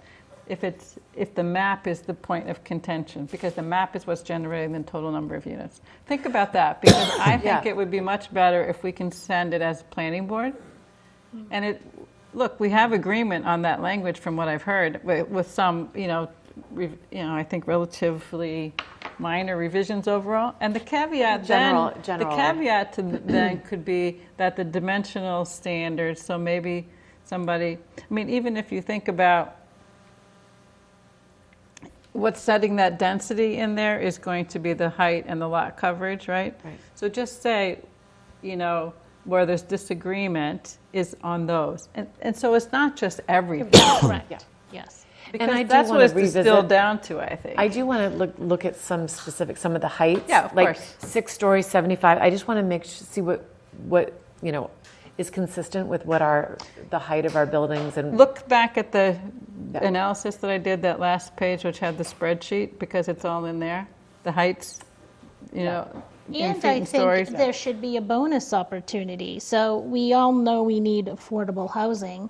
And why not create an opportunity for more units or a greater story via special permit if the developer gives more affordability?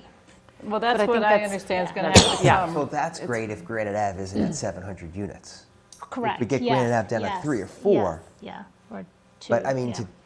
to take our Correct. existing map and Yes. start doing stuff like that is looking for trouble. Okay, so we have just a few minutes, and I do just want to hit on the discussion of the fiscal impact analysis. And RKG is not here with us tonight, correct? That's right. That's right, okay. So I know we were waiting, there was some information that came in regarding police, it came in sort of just today, so I don't know if people have really had a chance to look at that. I feel like we still are waiting to get a lot more information Can for I our make fiscal impact. a suggestion? Can we agree to ask them to do analysis based on option 1N, even if it's not deemed to be the final? Because it would give us that much more information. I think it's a stepping stone piece of information. I think as long as it's within our budget, I actually think we should, because I struggle with some of what they have there. And I'll give you an example. The analysis that Eric presented of the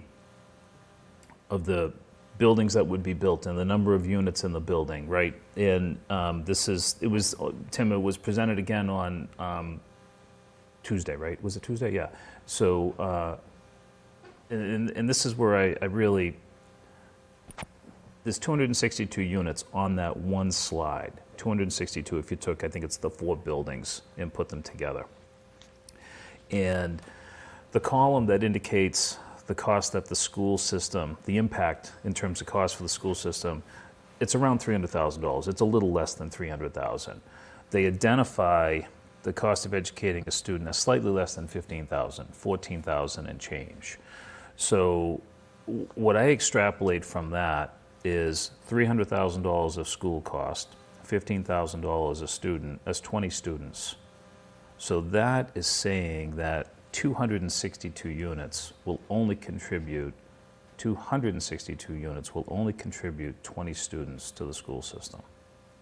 It's really hard for me to imagine that. That's consistent with existing multifamily. Yeah. So he said he had the data to back it up, so Yeah. maybe what he needs to do is present or provide some of the data, Tim? Yeah. Because I think Sean's not going to be the only one who questions it, so the data in the background on it is Yeah. going to be helpful. There'll be plenty that'll question that. And, I think someone had indicated that Elliott Street has 1 student or no students, or I can't remember what it was, but, and Elliott's, 36 units in Elliott? I think there's 36 units. 131 or 36? 131. Yeah. Yeah. But I mean, we're talking 262. It's really, I understand Eric's going to cite the data that's out there, but it really strikes me that we're building a community for couples and singles. You know, it doesn't seem, I mean, this was about families, and I do believe that the result will be that people will leave their homes, they'll move into these apartments, and the students will be in the homes. I've seen this in my own neighborhood. My neighbors both on my right side and my left side. One went to Home Inc. Others went to Quistit Brook. Families come into their homes. So you're going to get the result. His model isn't demonstrating that, but I struggled with 262 and 20 students, and I also struggled with the fact that there's no part of his model that's recognizing what I just said, that residents in our community, that their homes are empty, they will move into these apartments if this is what we create for them, and that's what we'll have. We'll have an increase in the students. We did talk about that, I think, a little bit about that at the last meeting. But one thing to your number, I would ask Tim, if you could ask him about, is that analysis that I did about how many 2-beds we have versus 1-beds, whether that changes any of their underlying assumptions. So like if you had a 2/3, or actually you should have some 3-beds thrown in there, like the, I don't have it with me, but residents in East Milton has, I think, 10 3-beds out of that 92. So if you throw some 3-beds in, at whatever percentage that is, actually that one might be a good one to look at percentage-wise, because it has studios, 1s, 2s, and 3s. They're small units, though. Yeah. So if you have a 3-bed at 1,100 and some square feet, that's like a 2-bed per these. Cheryl, here's the other part that doesn't really work.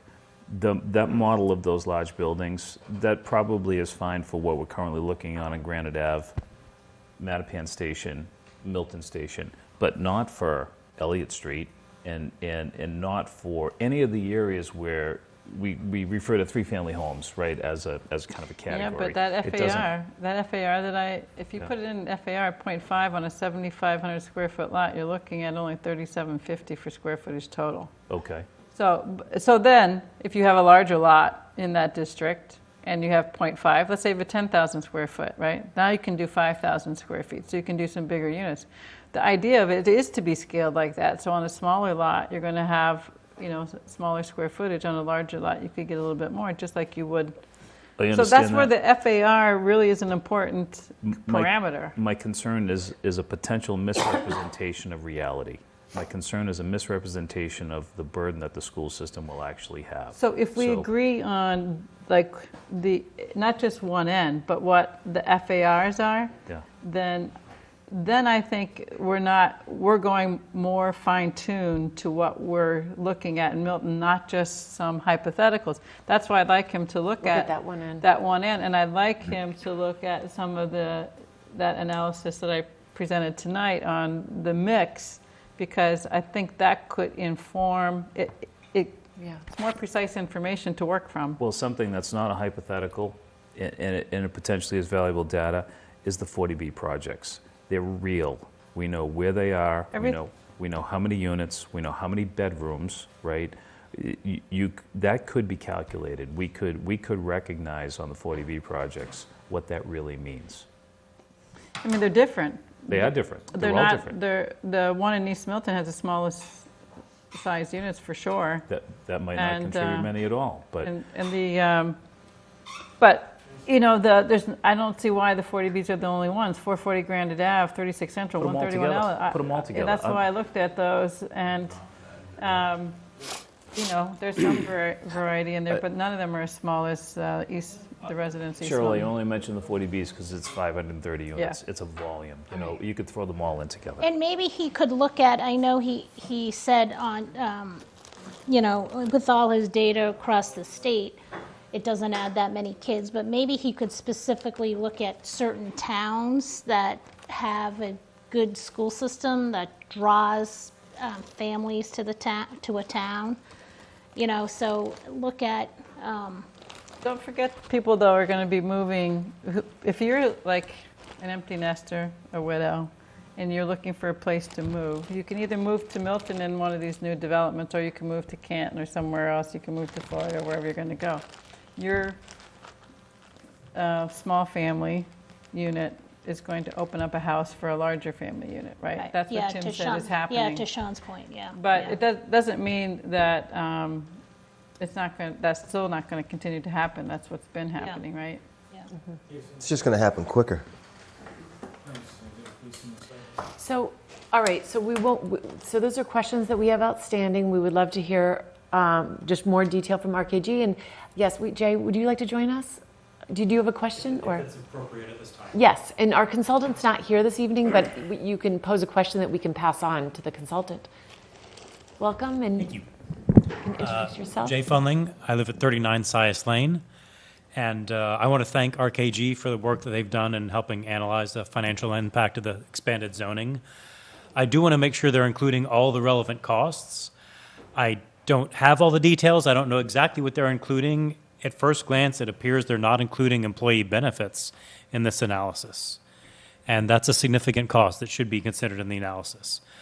Health care for active employees are quite a few $1,000s per year. I have a number, but it's late at night, and if I say the wrong number, I'm going to get in trouble. So I would suggest RKG to speak to our financial department in town, get the dollar amount that healthcare is for active employees every year.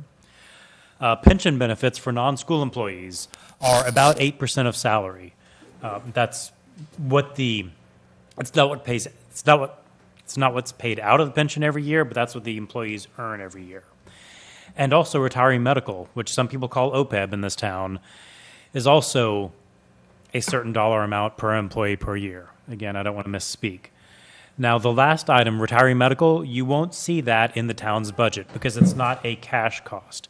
It's not something we're paying in cash every year, but it is an accounting cost. We'll eventually have to pay it, and that should be included. So I would strongly encourage RKG or some intermediary somewhere here to talk to the town financial department, find out a good number for normal cost of pensions, normal cost of retiree medical, and health care, and make sure RKG has the information they need to include that in their analysis. And that is all. Fantastic. Thank you. We'll try to get those answered in more detail on their data. So I think, is this a good stopping point for us for this evening, do you Well, think? I just, or did you want yeah, to I just wanted to, so I know I wanted to thank our town councils, Peter Mello and Karis North, for coming last week. I personally was a little disappointed that they didn't provide the information that I was looking for. I understand the really difficult position they're in, and I feel for them, and I know they report to the select board. But we report to the citizens, and personally, I feel like we're in a very unique situation, and like that I'm in a very unique situation, and I have people coming every day. You'd be like someone wanders into the nursery and has an opinion, and it's for it, it's against it, and I hear all different opinions, and I kind of feel like I haven't been provided the right information from town council, and I just want to learn more. And as I said, I've done a lot of research into different towns, and I just want more information so I can make a really good decision moving forward. And I sort of feel like after last week, town council kind of closed the door on the planning board, and and I recognize they're in a really tough position, but because of this position, I still feel like it's a position of conflict. And I'm asking the planning board to support a motion that would allow us to get outside legal counsel. And my motion is to authorize Meredith as the planning board chair to interview and hire an attorney to assist the planning board to determine our next steps and, recommend to cap an expenditure of about maybe 15,000. It could be 10 or 15,000. I have no idea what it would cost. But I just think that we should have our own council. After last week, I just feel like we need our own council. And what are the next steps you're talking about? So I would want, I just would like to know, our next steps is, I want to know where we stand, the law versus the guidelines. I would like this attorney to review town council's memo to us. I would like them to provide like a legal argument to say to us, you know, these are the positions, or an argument to be made why the guidelines are not legally enforceable. For some reason, it's just really bothering me, and I just sort of feel like we should have our own representation. And I know, like, the school committee has their own outside counsel. I know we have the ability to hire consultants, and you know, and I know, as Peter Mello said, reasonable minds can differ, and I just think you should always get two opinions, and we've only gotten one. Will you repeat your motion? So my motion is to authorize Meredith as our chair to interview and hire an attorney to assist the planning board to help us determine our next steps, and for a cap of about up to $15,000 of our budget. I'd second that. I would open that for discussion. Yeah, I guess I wouldn't support that. I mean, town council is the legal representation for the town. We're the legal planning board. It's like somebody voting to say a vote of no confidence in the planning board, so that we should hire a different planning board in some sense, or we should hire someone else different to write the zoning to be compliant. It just doesn't seem like the right thing. So I understand that there's no guarantee. They gave an opinion. Just like I gave you some data tonight, there's no guarantee what a developer will come in with on a particular development site once they get into the economics of it, you know, what would make sense on it. So they're making an estimation of what they think from what they know, what the Attorney General and what the courts would do, and they're in a better position to make that judgment than I am. And we've heard that the select board, you know, is the one that has the authority for that level. It's not like we're hiring, this is a town kind of position. It's not like a planning board so specific to planning board that town council's out of their realm of expertise. So for those reasons, I wouldn't support that. And I appreciate that, and I asked last week and previous for them to provide documentation that the select board has the sole hiring authority of an attorney, and they haven't provided that yet. So I feel like, as I said, doors are kind of closing, and I just feel like there's a conflict. I've spoken to many different attorneys, and someone said to me once when I said, oh, should I call up, why don't we call up attorneys and get their opinion? And they said, oh, you know, if you call 20 attorneys, you'll get 20 different opinions. However, I haven't gotten 20 different opinions.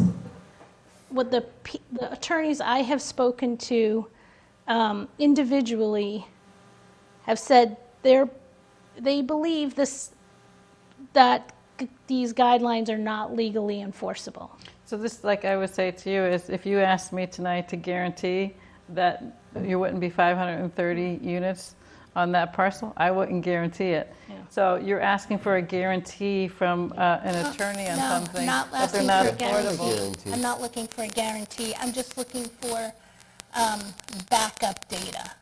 a backup opinion. I like, just when, someone hires you, I'm sure they're getting two estimates. Second opinion. As they're getting a second opinion. If you're diagnosed with an illness, you go get a second opinion. I just think it's doing our due diligence. It's I don't know that I'm ready to say I would support or not support. I don't think I am, but imagine that we went down that way and we did get a second attorney, and the second attorney supported what town council supported. How would you feel then in terms of what you wanted to zone for Milton? So I would feel better that I did my due diligence and I represented the citizens and I got all the information that I could get to make a sound decision. Mm-hmm. I mean, I understand people's hesitation, but I just felt like I sort of had to finish my discussion. Like I wasn't totally satisfied with town council's response last week. I felt like their letter was weak, and it wasn't what I was looking for, and I was just really disappointed. So I just felt like I had to finish this path. When you said it wasn't what you were looking for, what were you looking for? I was looking for more of like not an advice. I was really looking for, this is our opinion. These are the arguments for why this is, they provided why this is for, they believe that is the law. They listed a couple of cases. But, again, Alex Whiteside listed many more examples that guidelines were not legally enforceable, that they provide guidance, and that DHCD, now HLC, was not given the statutory authority to create binding guidelines. Yeah, but they responded to that last week. Yeah, they were given the authority to create guidelines as guidance. So there's a discussion point that they were not given authority to provide real legally binding guidelines. But what you're saying then is they didn't provide you with what you wanted them to say, because you want them to say what Alex said, but they responded that they didn't agree with Alex, and they cited the case law why they didn't agree.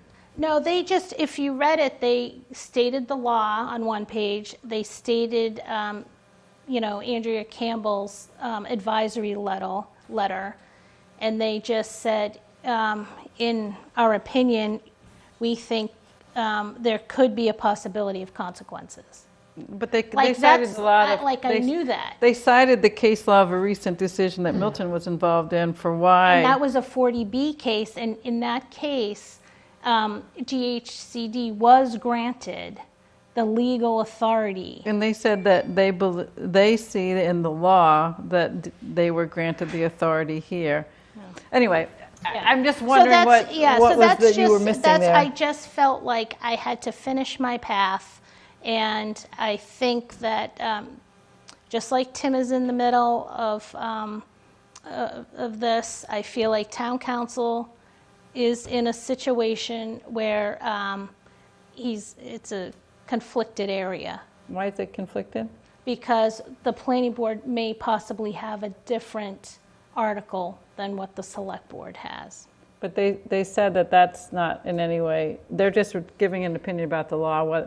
They're not responding to who's submitting an article. That's not what their response is. I got the feeling that they were a little more loyal to the select board, to be honest with you. I mean, my reading of that was that that's who they say that engages them, but they work for the town, is what they repeated several times. And then when asked a question, privilege at some point. Yeah, when Sean asked a question, they said that they, All right. they couldn't Well, I think it's a great respond. idea, So- only because, I'm all about reclassification and extension of time. So we have a second on the, we have a second, sorry. Yep, That's, yep. I just want to, and I appreciate this, Maggie, and I know this is a really important issue to you, it's to all of us. I'm not ready to hire legal counsel to challenge our town council. I think that would not be good for our town, to go ahead to, because if we got different advice, what would we do with that? I think it wouldn't change the situation that we're in right now, honestly. Really?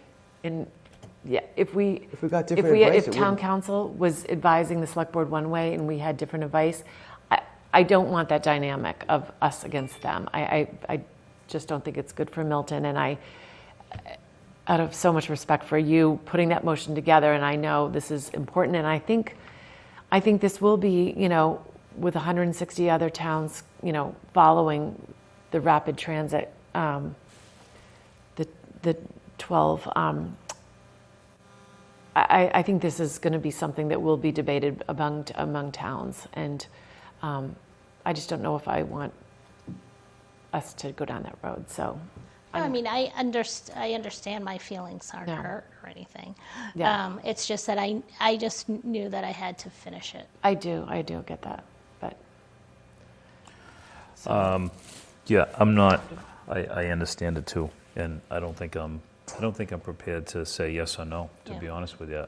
It's something I think it's a significant, would you consider pulling it back and putting it forth in our next meeting?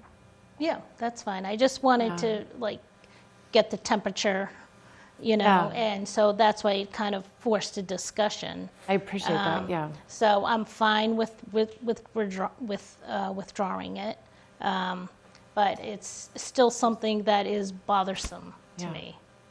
So I would support if you wanted to ask town council whether they, amongst their peers, have had conversations with others, and if there's sort of, in the realm of town council folks, if they are in agreement.